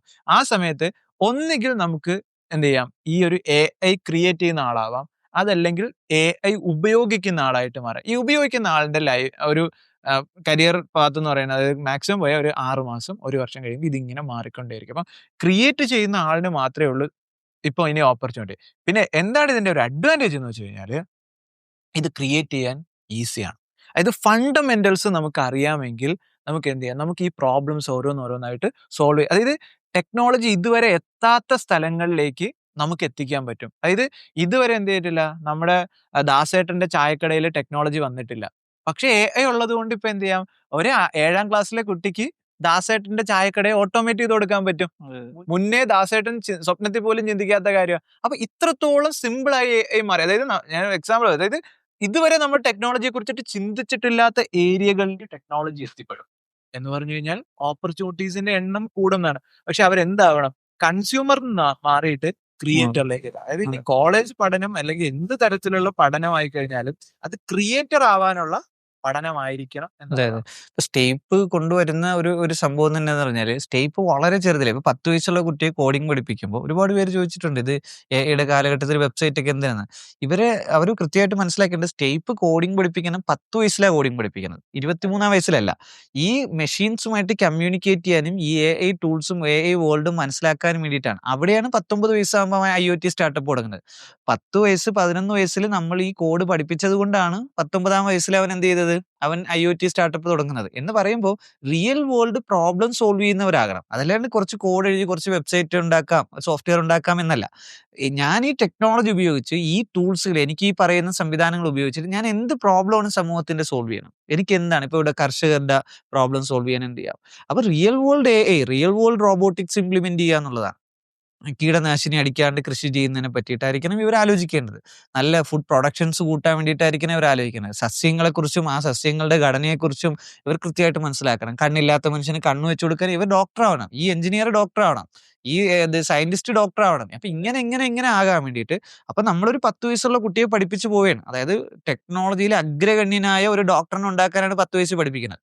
അപ്പൊ ടെക്നോളജി എന്ന് പറയുന്നതും AI, robotics, metaverse, AR, VR, 3D printing എന്നൊക്കെ പറയുന്ന ഈ അഡ്വാൻസ് ടെക്നോളജീസ് അറിയാവുന്ന ഓരോരോ മേഖലകളിൽ വരുമ്പോഴാണ് പുതിയ കമ്മ്യൂണിക്കേഷൻ ചാനൽ ഓപ്പൺ ആവുന്നത്. പുതിയ ട്രാവലിന് മനുഷ്യന്റെ നെസസിറ്റീസിനുള്ള സാധ്യതകൾ മാറും. ഇപ്പൊ ടെലിഫോൺ ബൂത്തിൽ നിന്ന്, ലാൻഡ് ഫോണിൽ നിന്ന് മൊബൈൽ ഫോണിലേക്ക് വരുന്നത് പോലെ ഇങ്ങനത്തെ പ്രോബ്ലം സോൾവ് ചെയ്യുന്ന ഒരു തലമുറ ഇവിടെ വരണം. കുടിവെള്ളം ഇല്ലേ? എന്താ പ്രശ്നം? കുടിവെള്ളത്തിന് എന്താ പ്രശ്നം? ഭൂമിക്കടിയിൽ വെള്ളമുണ്ട്, റെയിൻ വാട്ടർ കിട്ടുന്നുണ്ട്. ഈ ഇപ്പം കടൽ വെള്ളത്തിന്റെ സംഭവം ഇവിടെ ഡീപ് ടെക്നോളജീസ് കൊണ്ടുവന്ന് ഈ പ്രോബ്ലം സോൾവ് ചെയ്യുന്നവരാണ്. നമ്മൾ പറയുന്നത് എന്താണ്? ഓക്കെ, വെബ്സൈറ്റ് ഉണ്ടാക്കാനല്ല, തുടങ്ങുമ്പോൾ ABCD തന്നെ പഠിക്കണ്ടേ, ഈ തന്നെ പഠിക്കണ്ടേ, അതുപോലെ കോഡ് ചെയ്ത് പഠിക്കുക എന്നുള്ളതാണ്. കോഡിംഗ് ഒരിക്കലും കോഡിംഗ് ഡ്രൈവിംഗ് പോലെയാണ്. കോഡിംഗ് നമുക്കുള്ള ആവശ്യത്തിന്, അതായത് ഇപ്പോൾ ഏറ്റവും കൂടുതൽ പറയുന്നത് ഇനി അടുത്ത കോഡിംഗ് ലാംഗ്വേജ് എന്ന് പറയുന്നത് പ്ലെയിൻ ഇംഗ്ലീഷ് ആയിരിക്കും എന്ന് പറയുന്നുണ്ട്. പക്ഷേ നമ്മളൊരു ഡീപ്പ് ലെവലിലേക്ക്, അതെപ്പോഴാണെന്ന് വെച്ചാൽ ഒരു ചെറിയൊരു ആപ്ലിക്കേഷൻ ചെയ്യുമ്പോൾ ഓക്കെ, പക്ഷേ നമുക്കൊരു ഡീപ്പ് ലെവലിലേക്ക് ഇറങ്ങി എന്താണ് അടിയിൽ നടക്കുന്നതെന്ന് മനസ്സിലാക്കുമ്പോഴാണ് നമുക്ക് കൂടുതൽ കാര്യങ്ങൾ ചെയ്യാൻ പറ്റുക. അതല്ലെങ്കിൽ എന്ത് ചെയ്യും, AI എന്തോ തന്നു, നമുക്ക് ഇതിനപ്പുറത്തേക്ക് ചിന്തിക്കാൻ പറ്റില്ലല്ലോ. അപ്പോൾ കുട്ടികളെ നമ്മൾ കോഡിംഗ് പഠിപ്പിക്കണം എന്ന് പറയുന്നത് ഫസ്റ്റ് കമ്മ്യൂണിക്കേഷന്റെ ബേസിക്സ് അറിഞ്ഞു കഴിഞ്ഞാൽ അഡ്വാൻറ്റേജ് ഇവൻ എന്ത് ചെയ്യാം, ഇത് ട്വീക്ക് ചെയ്യാൻ പറ്റും. അതായത് ഫൈൻ ട്യൂൺ ചെയ്യാനുള്ള ഒരു ഓപ്ഷനും കൂടി അവർക്ക് അവിടെ കിട്ടുകയാണ്. അപ്പോൾ കൂടുതൽ അവർക്ക് എക്സ്പേർട്ട് ആയിട്ട് മാറാൻ പറ്റും. അപ്പോൾ കുട്ടികൾ എന്ത് ചെയ്യണം, കോഡിംഗ് എന്തായാലും പഠിക്കും. അതുപോലെ തന്നെ ഇനി അടുത്ത് വരാനിരിക്കുന്ന ഒരു സംഭവം എന്ന് പറഞ്ഞാൽ ഫിസിക്കൽ AI ആണ്. അതായത് റോബോട്ടും AIയും കൂടെ മീറ്റ് ചെയ്യണ ഒരു സ്പോട്ട്, അതായത് എന്തിരൻ സ്പോട്ടാണ്. അതായത് എന്തിരൻ സ്പോട്ടിൽ വേറെ ഒന്നുമില്ല, നമുക്കിപ്പോൾ ആദ്യം ജോലി പോയി നമ്മൾ എല്ലായ്പ്പോഴും വിചാരിച്ച റോബോട്ട് വരും, എന്ത് ചെയ്യും, നമ്മുടെ ബ്ലൂ കോളർ ജോബുകളെല്ലാം പോകുമെന്ന് വിചാരിച്ചു. AI വന്നു, വൈറ്റ് കോളർ ജോബുകളെല്ലാം പോയി. അതാണ് സംഭവിച്ചത്. ഇനി അടുത്ത് സംഭവിക്കാൻ പോകുന്നത് ഈ AIയും ഈ റോബോട്ടിക്സും. ഇപ്പൊ റോബോട്ടിക്സ് എന്ന് പറഞ്ഞാൽ കൂടുതൽ ഇൻസ്ട്രക്ഷൻ ബേസ്ഡ് അങ്ങനെയാണ് പോകുന്നത്. അതായത് നമ്മളിങ്ങനെ പറഞ്ഞു കൊടുക്കും, അത് റിപ്പീറ്റ് ചെയ്തുകൊണ്ടേയിരിക്കും. അല്ലെങ്കിൽ ടെസ്ല ലെവലിലൊക്കെ വളരെ കുറച്ച് എത്തിയിട്ടുള്ളൂ. ഇപ്പൊ AI ഇങ്ങനെ, അതായത് ഈ ഒരു ആർക്കിടെക്ചർ, അതായത് നമുക്ക് ജനറേറ്റീവ് AI വന്നതോട് കൂടിയിട്ട് ഇവര് രണ്ടുപേരും കൂടി ഇനി അങ്ങ് ഒരുമിക്കും. അപ്പോഴാണ് നമ്മൾ പറയുന്നത് യന്ത്രനാവുന്നത്. ഈ യന്ത്രന്റെ കാലഘട്ടത്തിൽ ഓരോ ജോബിനും ഇപ്പൊ അടുക്കളയിൽ എന്ത് ചെയ്യണം, എന്താ ചെയ്യേണ്ടതെന്നുള്ള കാര്യം ChatGPT ഇപ്പൊ നമുക്കറിയാലോ, ഒരു സംഭവം എങ്ങനെയാ കുക്ക് ചെയ്യേണ്ടത്, എത്ര മിനിറ്റ്, ഈ കാര്യങ്ങളെല്ലാം അറിയാം. ഒരു റോബോട്ടിക് ആമും ഉണ്ട്. ഈ ആം ഇത് പിക്ക് ചെയ്യുന്നു, ഇത് അവിടെ വെക്കുന്നു, ഇത്ര മിനിറ്റ് കഴിയുമ്പോൾ അവിടെ ബോക്സ് ഇരിപ്പുണ്ട്, ആ ബോക്സ് പോയി എടുക്കുന്നു, ഇതിനകത്തേക്ക് അത്രയും എമൗണ്ട് അളക്കുന്നു, അതവിടെ ഇടുന്നു, ഇത് എത്ര എമൗണ്ട് ആണെന്ന് അളക്കാനാണ്, എല്ലാം നമുക്ക് ഇന്ന് അവൈലബിൾ ആണ്. ഇനി ഇവരെല്ലാവരും കൂടി ഒന്ന് ഒരുമിച്ചാൽ മതി. ഒരുമിക്കാൻ ഒരു മാക്സിമം ഒരു 4-5 വർഷത്തിനും കൊണ്ട് നമ്മുടെ കിച്ചണിൽ ഒരു റോബോട്ടിക് ആം വന്നിരിക്കും. ഈ ആം ആയിരിക്കും ഇനി എല്ലാം ചെയ്യുന്നത്. നമ്മുടെ ഫാക്ടറികളിലേക്ക്, അതായത് കുറച്ചും കൂടി എന്താണ് ഇൻസ്ട്രക്ഷൻ ബേസ്ഡിൽ നിന്ന് മാറി ജനറൽ പർപ്പസ് റോബോട്ടിക്സിലേക്ക് എത്തുന്നുണ്ട് AIയുടെ സഹായത്തോടെ. ഈ കാലഘട്ടത്തിലേക്കാണ് നമ്മുടെ കുട്ടികളൊക്കെ ഇനി പഠിച്ചിറങ്ങുന്നത്. അതെ, നമ്മളൊരു കൺസ്യൂമേഴ്സ് ആകാൻ ഈ ടൂൾസ് ഉപയോഗിക്കാൻ പഠിച്ചാൽ മതി. നമ്മൾ ക്രിയേറ്റർ ആകണമെങ്കിൽ നമ്മളും പോകണം. ഇതെങ്ങനെയാണ് ഈ ChatGPT ഉണ്ടാക്കിയേക്കണെന്ന് അറിയാൻ വേണ്ടിയിട്ട് പോകണം. മാത്രമല്ല, ഫ്യൂച്ചർ പ്രഡിക്റ്റ് ചെയ്യാൻ കഴിയുന്ന ഒരു തലമുറ ഉണ്ടാക്കണം. 2030 എന്തായിരിക്കും ഈ ലോകം, 2035 എന്തായിരിക്കും, 2040 എന്തായിരിക്കും എന്ന് പ്രഡിക്റ്റ് ചെയ്ത് അതിനനുസരിച്ച് ഡെവലപ്പ് ചെയ്യുന്ന ഒരു തലമുറ ഇവിടെ ഉണ്ടാവണം. അതല്ലാണ്ട് ഇപ്പോഴത്തെ സാധ്യത ഇതാണെങ്കിൽ പിന്നെ ഇനി ഇതിലേക്ക് അങ്ങ് പോകാം. നമ്മൾ അങ്ങനെയാണല്ലോ, AC മെക്കാനിക്കാണ് സാധ്യത എങ്കിൽ പിന്നെ അതിലങ്ങ് പോകും. അല്ലെങ്കിൽ ഇനിയിപ്പോ എന്താണ് ഡേറ്റാ സയൻസ് ആണെങ്കിൽ പിന്നെ അതിലങ്ങ് പോകും. അതെ, ഇനിയിപ്പോ ഒരു ജോബ് എന്ന് പറഞ്ഞാൽ മാക്സിമം ഒരു 2 വർഷം അല്ലെങ്കിൽ 3 വർഷമായിരിക്കും ഉണ്ടാവുക. മുന്നേ കാലഘട്ടങ്ങളിലൊക്കെ ഒരു ടീച്ചർ, അവരുടെ ഒരു 24 വയസ്സൊക്കെ ആകുമ്പോൾ ടീച്ചറായിട്ട് കയറിയാൽ പിന്നെ ഒരു 55 to 60 വർഷം, അത്രയും നാള് ആള് ടീച്ചർ തന്നെ ആയിരിക്കും. ഇനിയിപ്പോ ടീച്ചർ വേണ്ട, നോളജിന് കുട്ടികൾക്ക് ChatGPT ഉണ്ട്. ടീച്ചറിനേക്കാൾ കൂടുതൽ അവർക്ക് വേണ്ടത് മെന്റേഴ്സ് ആണ്. മെന്റേഴ്സ് എന്ന് പറയുമ്പോൾ ഇൻഡസ്ട്രി എക്സ്പേർട്ട് ആയിട്ടുള്ള ആളുകൾ, അവരുടെ മെന്റർഷിപ്പാണ് കുട്ടികൾ ആഗ്രഹിക്കുന്നത്. അല്ലാതെ നമുക്കൊരു സിലബസ് പറഞ്ഞു തരുന്ന അല്ലെങ്കിൽ എക്സാം നോക്കുന്ന ആളുകളെ അല്ല. അപ്പം ഇത്തരത്തിൽ എന്ത് ചെയ്യുന്നുണ്ട്, കംപ്ലീറ്റ് ആയിട്ടൊരു ഭയങ്കര വലിയൊരു ഷിഫ്റ്റ് ആണ് ഇനി നടക്കാനായിട്ട് പോകുന്നത്. അപ്പോൾ കുട്ടികളെ നമ്മൾ ഇപ്പോഴേ തന്നെ അതിന് വേണ്ടിയിട്ട് ആക്ച്വലി തയ്യാറെടുപ്പിക്കുകയും വേണം. അതെ, നമ്മളിപ്പോ പറയുന്നത് ഞാൻ പറഞ്ഞില്ലേ 2035 എന്ന് പറയുന്നതാണ് ഒരു കുട്ടി ഇപ്പൊ നോക്കുന്നത്. ഇപ്പൊ നമ്മൾ ആലോചിക്കാണ്, ഒരു 10ാം ക്ലാസ്സിലൊരു കുട്ടിക്ക് 15 വയസ്സായി. ആ കുട്ടിയുടെ 7 വർഷം കഴിഞ്ഞിട്ട്, ഒരു 8 വർഷം കഴിഞ്ഞിട്ടായിരിക്കാം എന്ത് ചെയ്യുന്നത്, ജോബിലേക്ക് വരുന്നത് എന്ന് പറയുമ്പോഴേക്ക് 2033. അപ്പൊ 2033 എന്ത് എന്ന് ഈ കുട്ടിക്ക് ആരിപ്പോ പറഞ്ഞു കൊടുക്കും? ഇതൊരു വലിയ ചോദ്യമാണ്. നമ്മളിപ്പം പഴയ സിലബസ് ആണ്, പണ്ട് നടന്ന കാര്യങ്ങൾ പറയുന്നു, അല്ലെങ്കിൽ ഇപ്പോഴത്തെ സാധ്യത അറിയുന്നുണ്ട്. പക്ഷെ ഒരു 8 വർഷങ്ങൾക്കപ്പുറം എന്തായിരിക്കും എന്ന് പ്രഡിക്റ്റ് ചെയ്യാൻ നമുക്ക് പറ്റും. നമ്മൾ സത്യത്തിൽ AI എന്ന് പറയുന്നത് ഇപ്പോഴാണ്. AI എത്ര വർഷം തുടങ്ങിയതാണ്? 10-12 വർഷം മുമ്പ് വളരെയധികം ഡീപ്പായിട്ട് Mature ആയിട്ടുണ്ടായിരുന്നു, അതെ. മെച്ചുവർ ആയിട്ട് AI ഉണ്ടായിരുന്നു. പക്ഷെ നമ്മൾ എന്തുകൊണ്ട് അത് അറിയാത്തത്? നമുക്ക് എന്തുകൊണ്ട് അത് സിലബസിൽ വരാത്തത്, നമ്മൾ എന്തുകൊണ്ട് അത് പ്രിപ്പയർ ആകാത്ത, അവിടെയാണ് നമ്മൾ ഏറ്റവും എപ്പോഴും പുറകിലായി പോകുന്നത്. പിന്നെ വേൾഡിന്റെ ഒരു പ്രത്യേകത എന്താണെന്ന് ചോദിച്ചു കഴിഞ്ഞാൽ കുറേ ആളുകൾ കണ്ണടച്ചിരുട്ടാക്കി ഇരിക്കുന്ന കുറേ ആളുകൾ ഉള്ളത് കൊണ്ടാണ് എത്രയൊക്കെ മാറ്റം വന്നാലും വലിയ പ്രശ്നങ്ങളൊന്നും ഇല്ലാതെ പോകുന്നതിന്റെ സംവിധാനം. കാര്യം കുറേ രാജ്യക്കാരുണ്ട് ഇങ്ങനെ ഇതുപോലെ ഇരിക്കുന്ന. ഇന്ത്യയെ മാത്രമല്ല, ഒരുപാട് രാജ്യക്കാർ ഇങ്ങനെ എന്തിട്ടുണ്ട്, ഒന്നും അഡ്വാൻസ്ഡ് അല്ലാത്ത ആളുകളുണ്ട്. അപ്പൊ അവരുടേതായ ലോകമുണ്ട്. നമ്മൾ പല രാജ്യങ്ങളിലും പോകുമ്പോൾ ആ പല രാജ്യങ്ങളിലും ചിലയിടത്ത് ഇലക്ട്രിസിറ്റി പോലും ഇല്ലാത്ത സ്ഥലങ്ങളുണ്ട്. അപ്പൊ അവരും ഉള്ളത് കൊണ്ടാണ് ഈ ലോകം ഇങ്ങനെ ബാലൻസ്ഡ് ആയിട്ട് പോകണം. പക്ഷെ ഇതെങ്ങനെയല്ല, അഡ്വാൻസ്ഡ് ആയിട്ടൊരു സൊസൈറ്റിക്ക് അവിടെ വരാൻ വേണ്ടി ഈ പറയുന്നത് ഒരു യൂത്ത് എന്ത് ചെയ്യണം, ഇതൊക്കെ ഇറങ്ങി എല്ലാ രാജ്യങ്ങളിലേക്കും എത്തിക്കാനുള്ള സംവിധാനങ്ങൾ ചെയ്യണം. റിസോഴ്സ് ഇപ്പൊ നമ്മൾ പറയുമ്പോൾ ഇപ്പോൾ ആഹാരമില്ല എന്ന് പറയുമ്പോൾ ഒരു ബ്രെഡ് പ്രൊഡക്ഷന് ഏറ്റവും മിനിമൽ എമൗണ്ടിൽ അത് ബ്രെഡ് പ്രൊഡക്ഷൻ ചെയ്യാൻ വേണ്ടിയിട്ടുള്ള സംവിധാനങ്ങൾ ഉണ്ടാക്കണം. എനർജി ആണെങ്കിലും എനർജി അതിനനുസരിച്ചിട്ട് വാട്ടറും എല്ലാ സംവിധാനങ്ങളും ഇതിന്റെ ഒരു ഓട്ടോമേഷനും ഒക്കെ ചെയ്തു കഴിഞ്ഞാൽ എന്ത് സംഭവിക്കും, പട്ടിണി എന്നുള്ളൊരു സംവിധാനം വേൾഡിൽ ഉണ്ടാവില്ല. കാര്യം എന്ന് പറഞ്ഞാൽ ഇതൊക്കെ ഫ്രീ ആയി. ഇപ്പൊ നമ്മൾ ജിമെയിലിൽ മെയിൽ അയക്കുന്നത് ഫ്രീ അല്ലേ എന്ന് പറയുന്നത് ബ്രെഡ് ഫ്രീ ആക്കാൻ പറ്റും. എന്താണ് ബ്രെഡ് ഫ്രീ കൊടുത്തിട്ട് ജിമെയിൽ നമ്മൾക്ക് എന്താണ് സ്റ്റോറേജ് കൂടുമ്പോൾ പേയ്മെന്റ് വാങ്ങൂലേ? അപ്പൊ നല്ല കുറച്ച് മധുരമുള്ള ബ്രെഡ് ആകുമ്പോൾ പേയ്മെന്റ് ചെയ്യണം. പക്ഷെ നമുക്ക് ബേസിക് ഫീച്ചേഴ്സ് നമുക്ക് ഫ്രീ കൊടുക്കാൻ പറ്റും. അതെ അതെ അപ്പൊ ഇതിനൊക്കെ എന്ത് ചെയ്യണം, മാസ് പ്രൊഡക്ഷൻ നടക്കണം. അപ്പൊ ടെക്നോളജി ഡീപ്പായിട്ട് യൂസ് ചെയ്യണം. അപ്പൊ ഇതിന്റെ എനർജി ഒരു സസ്റ്റൈനബിൾ എനർജി സംവിധാനങ്ങൾ, റീയൂസബിൾ എനർജി കോൺസെപ്റ്റ് വരണം. ഇതൊക്കെയാണ് നമ്മുടെ മക്കൾ പഠിക്കേണ്ടത്. ഇതിനനുസരിച്ചിട്ട് ഡെവലപ്പ് ചെയ്ത് കഴിഞ്ഞാൽ 2035 വേൾഡ് സ്വർഗ്ഗമാവും. എന്തായാലും ഞാൻ പറയാം, നമ്മൾ ഇനി ഒന്നും ചെയ്തില്ലെങ്കിൽ ഇന്ന് സൂര്യൻ അസ്തമിക്കൂലേ, അതെ നാളെ സൂര്യൻ ഉദിക്കുകയും ചെയ്യും, സൂര്യൻ അസ്തമിക്കും, മറ്റന്നാൾ ഉദിക്കും. ഇതെല്ലാം നടന്നുകൊണ്ടിരിക്കുന്ന സംവിധാനങ്ങളാണ്. പക്ഷെ നമ്മൾ ആഗ്രഹിക്കുന്ന ഒരു ലൈഫ് വരണമെങ്കിൽ, ഒരു മാറ്റം ഈ സമൂഹത്തിൽ വരണമെങ്കിൽ അതിനനുസരിച്ച് ഡെവലപ്പ് ചെയ്യാൻ കഴിയുന്ന, അത് ക്രിയേറ്റ് ചെയ്യാൻ കഴിയുന്ന ഒരു തലമുറ വരണം. അപ്പൊ സ്റ്റേപ്പ് എന്താണ് എന്ന് ചോദിക്കുമ്പോൾ ഞാൻ പലർക്കും പറഞ്ഞു കൊടുക്കുന്നത്, സ്റ്റേപ്പ് എന്ത് എന്ന് ചോദിച്ചാൽ ഫ്യൂച്ചർ പ്രെഡിക്റ്റ് ചെയ്യാൻ കഴിയുന്ന ഒരു ആർമി, ആ പ്രെഡിക്റ്റ് ചെയ്ത് ഉണ്ടാക്കുന്ന സംവിധാനം. അല്ലാണ്ട് കുട്ടികൾ വെബ്സൈറ്റ് ഉണ്ടാക്കാൻ പഠിപ്പിക്കുന്ന പ്ലാറ്റ്ഫോം അല്ല സ്റ്റേപ്പ്. പക്ഷെ 10 വയസ്സിൽ നമ്മൾ എന്ത് ചെയ്യും, കുട്ടി വെബ്സൈറ്റ് ഉണ്ടാക്കാൻ പഠിപ്പിക്കും. എന്തിനാണ്, മെഷീനുമായിട്ട് കമ്മ്യൂണിക്കേറ്റ് ചെയ്ത് എങ്ങനെയാണ് ഒരു വെബ്സൈറ്റ് ഉണ്ടാക്കണമെന്ന് പഠിപ്പിച്ചെടുക്കാൻ. ABCD ഇങ്ങനെ നമ്മൾ പഠിപ്പിച്ചു കൊടുക്കാൻ. ഇനി അവർ അടുത്ത സംഭവം ചെയ്യും. ഓക്കെ, ഇനി അടുത്ത് എന്ത് ചെയ്യാം. ഇവൻ ഇങ്ങനെ ചിന്തിച്ച് ഫുഡ് പ്രൊഡക്ഷനിലേക്ക് പോകണം. മനസ്സിലായില്ലേ? അവൻ എന്ത് ചെയ്യണം, പുതിയ വിമാനം ഉണ്ടാക്കണം, പുതിയ ഹൈപ്പർ ലൂപ്പിന്റെ പുതിയ ടെക്നോളജി. ഇതൊക്കെ ചെയ്യണമെങ്കിൽ ഇതിന്റെ ബേസ് എന്ത് തന്നെയാണ്, മെഷീൻസുമായിട്ടുള്ള കമ്മ്യൂണിക്കേഷൻ തന്നെയാണ് സംവിധാനം. അപ്പം നമുക്കൊരു വർഷം ഒരു 2 ലക്ഷം പേരെ വീതം സ്റ്റേപ്പ് കേരളത്തിൽ നിന്ന് പ്രൊഡക്ഷൻ തുടങ്ങി കഴിഞ്ഞാൽ, ഇപ്പൊ ഈ വർഷം മുതൽ നമ്മൾ വളരെ സീരിയസ് ആയിട്ട് ചെയ്യണം. അത് അങ്ങനെ ചെയ്യുവാണെങ്കിൽ ഒരു ഇലോൺ മസ്കിനെ കിട്ടിയാൽ മതി നമുക്ക്. തീർച്ചയായിട്ടും പക്ഷെ നമ്മൾ മാസമായിട്ട് ഇത്രയും പേരിൽ ചെയ്യുമ്പോഴും ഇത്രയും പേർക്ക് ആ ഫൗണ്ടേഷൻ കൊടുക്കുമ്പോഴാണ് ഒരു തലയ്ക്കകത്ത്, ആ തല ഏത് നമുക്കറിയില്ല, ആ തലയ്ക്ക് വേണ്ടിയിട്ടായിരിക്കണം നമ്മൾ ഈ പണിമൊത്ത് എടുക്കുന്നത്. 1% ആണ് നമ്മുടെ കൺവേർഷൻ. ആദ്യം നമ്മൾ വിശ്വസിക്കേണ്ടത് നമ്മുടെ കേരളത്തിൽ നിന്നുള്ള കുട്ടികൾ ഉണ്ടാക്കുന്ന പ്രൊഡക്റ്റ് ലോകത്തിലുള്ള ആളുകൾക്ക് ആവശ്യമുണ്ട്, അല്ലെങ്കിൽ അവർക്കും ഇത് സോൾവ് ചെയ്യാൻ പറ്റുമെന്ന് വിശ്വസിക്കുക. രണ്ടാമത്തെ അതിന്റെ ആ പ്രോസസ്സിനെ, കുട്ടികളോടൊപ്പം നിന്ന് ആ പ്രോസസ്സ് അവരെ ട്രസ്റ്റ് ചെയ്ത് നമ്മൾ അവർക്ക് കൊടുത്തുകൊണ്ടേയിരിക്കുക. അപ്പൊ 1000-ൽ ഒരു കുട്ടി എന്തായാലും തീർച്ചയായിട്ടും ഉണ്ടാക്കും. നമുക്കും ഒരു ഇലോൺ മസ്കേ ഉള്ളൂ, നമുക്ക് ഒരു ജെഫ് ബെസോസേ ഉള്ളൂ, നമുക്ക് എന്നാൽ എല്ലാം ഒന്ന് വെച്ച് ഒരു ബിൽ ഗേറ്റ്സ് അല്ലേ ഉള്ളൂ. അതായത് എത്രയോ ലക്ഷം കുട്ടികൾ അവരോടൊപ്പം ഇരുന്ന് പഠിച്ചു. നമുക്ക് ആകെ കിട്ടിയെന്താണ്, ഒരു സക്കർബർഗിനെ അല്ലേ. അപ്പൊ ഇതുപോലെ ഒരെണ്ണം നമ്മൾ ഒരു 1000 എടുത്താൽ ഉണ്ടാവും തീർച്ചയായിട്ടും.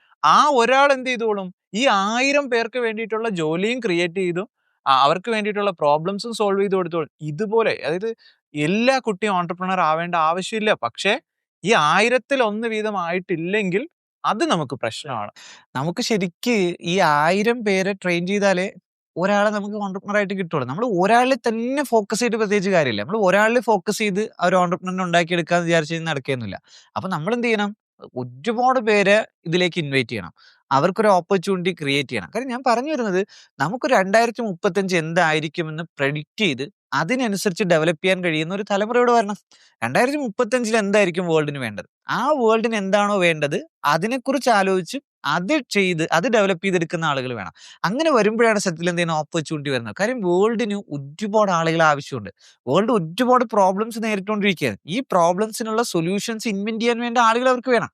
അത് ഇൻവെന്റ് ചെയ്ത് പ്രൊഡക്റ്റ് ആക്കി അവർക്ക് ഡിസ്ട്രിബ്യൂട്ട് ചെയ്ത് കൊടുക്കുന്ന ആളുകൾ. ഇപ്പൊ നമ്മളിപ്പോൾ ഒരു ആഫ്രിക്കയിലെ ഒരു ഗ്രാമം, അവർക്ക് കുടിവെള്ളം ഇല്ല എന്ന് പറയുമ്പോൾ സത്യത്തിൽ കുടിവെള്ളം ഉണ്ടാക്കാനുള്ള ഡിവൈസ് ചിലപ്പോൾ എന്തായിരിക്കാം, ഒരു ഡിവൈസ് കൊണ്ട് ഒരിടത്ത് വെച്ച് കൊടുക്കലായിരിക്കാം ചെയ്യുന്നത്. ആ ഡിവൈസ് കൊണ്ട് വെച്ച് കഴിഞ്ഞാൽ എന്ത് സംഭവിക്കും, അവർക്ക് വെള്ളം കിട്ടുന്ന ഒരു സാഹചര്യം ക്രിയേറ്റ് ചെയ്യും. അത് ഭൂമിക്ക് അടിയിൽ നിന്നുള്ള വെള്ളമാകാം, അന്തരീക്ഷത്തിൽ നിന്നുള്ള വെള്ളമാകാം, അല്ലെങ്കിൽ റെയിൻ വാട്ടർ കിട്ടുന്ന സംവിധാനങ്ങളാകാം. ഇതൊക്കെ കമ്പൈൻ ചെയ്യുന്ന പുതിയ പുതിയ ഡിവൈസുകൾ, അഫോർഡബിൾ ആയിട്ട് കൊണ്ടുവരാൻ കഴിയുന്ന ഡിവൈസസ്. അപ്പൊ ഇതൊക്കെ കൊണ്ടുവരുമ്പോഴാണ് നമുക്ക് എന്ത് ചെയ്യുന്നത്, ഓപ്പർച്യൂണിറ്റി, തൊഴിലും ക്രിയേറ്റ് ചെയ്യും. ഇതൊക്കെ ഉണ്ടാക്കുന്ന തൊഴിലും ക്രിയേറ്റ് ചെയ്യും. അപ്പൊ നമ്മൾ മനസ്സിലാക്കേണ്ടത്, ഒരാളുടെ കയ്യിൽ അല്ലെങ്കിൽ ഒരു സമൂഹത്തിന്റെ കയ്യിൽ ഒരുപാട് ക്യാഷ് ഉണ്ട്, ഒരു സമൂഹത്തിന്റെ കയ്യിൽ ക്യാഷ് ഇല്ല എങ്കിൽ ഇവിടെ സൊല്യൂഷൻസ് ഡെവലപ്പ് ചെയ്യേണ്ടത് ആ ക്യാഷ് ഇവരിലേക്ക് എത്തിക്കണം. അപ്പൊ എന്താ വേണ്ടത്, അവർക്ക് ആ പൈസ സ്പെൻഡ് ചെയ്യാൻ വേണ്ടിയിട്ടുള്ള സൊല്യൂഷൻസ് ഉണ്ടാക്കി കൊടുക്കേണ്ടത് ആരാണ്, ഈ പൈസ ഇല്ലാത്തവരായിരിക്കണം. അപ്പോഴാണ് എന്ത് ചെയ്യണത്, അവിടെ നിന്ന് ക്യാഷ് ഇവിടേക്ക് വരുന്നത്. അപ്പൊ ഇതൊക്കെ പറയുമ്പോൾ ഇതൊക്കെ ചിന്തിക്കുന്ന ഒരു തലമുറ ഉണ്ടാക്കിയെടുക്കുക എന്നുള്ളതാണ്. എങ്ങനെയെങ്കിലും അങ്ങ് ജീവിച്ചു പോയാൽ മതി എന്ന് ആഗ്രഹിക്കുന്നതിനപ്പുറത്തേക്ക് വേൾഡ് 193 രാജ്യങ്ങൾ എന്താണ് എന്ന് കാണുന്ന ഒരു തലമുറ. ഈ 193 രാജ്യങ്ങളുടെ ഓരോ രാജ്യങ്ങളുടെയും അവരുടെ സാമ്പത്തിക സ്ഥിതി എങ്ങനെയാണ്, അവരുടെ സാഹചര്യങ്ങൾ എങ്ങനെയാണ്, അവർ നേരിടുന്ന വെല്ലുവിളികൾ എന്താണ്, അവരുടെ അഡ്വാൻറ്റേജസ് എന്താണ്, ഇതൊക്കെ ആലോചിക്കുന്ന ഒരു തലമുറയ്ക്ക് എന്ത് സംഭവിക്കും, അവിടെ ഒരു ഓപ്പർച്യൂണിറ്റി, ഒരു സൊല്യൂഷൻസ് ഡെവലപ്പ് ചെയ്യാൻ പറ്റും. അപ്പോൾ അങ്ങനെ ഒരു തലമുറയെ ഡെവലപ്പ് ചെയ്തെടുക്കുക എന്നുള്ളതാണ്. അപ്പൊ നമ്മുടെ ഇൻഫ്രാസ്ട്രക്ചർ കെട്ടിക്കൊടുക്കുന്നത് ഈ ടാലന്റുകളെ കൊണ്ടുവരാൻ വേണ്ടിയിട്ടാണ്.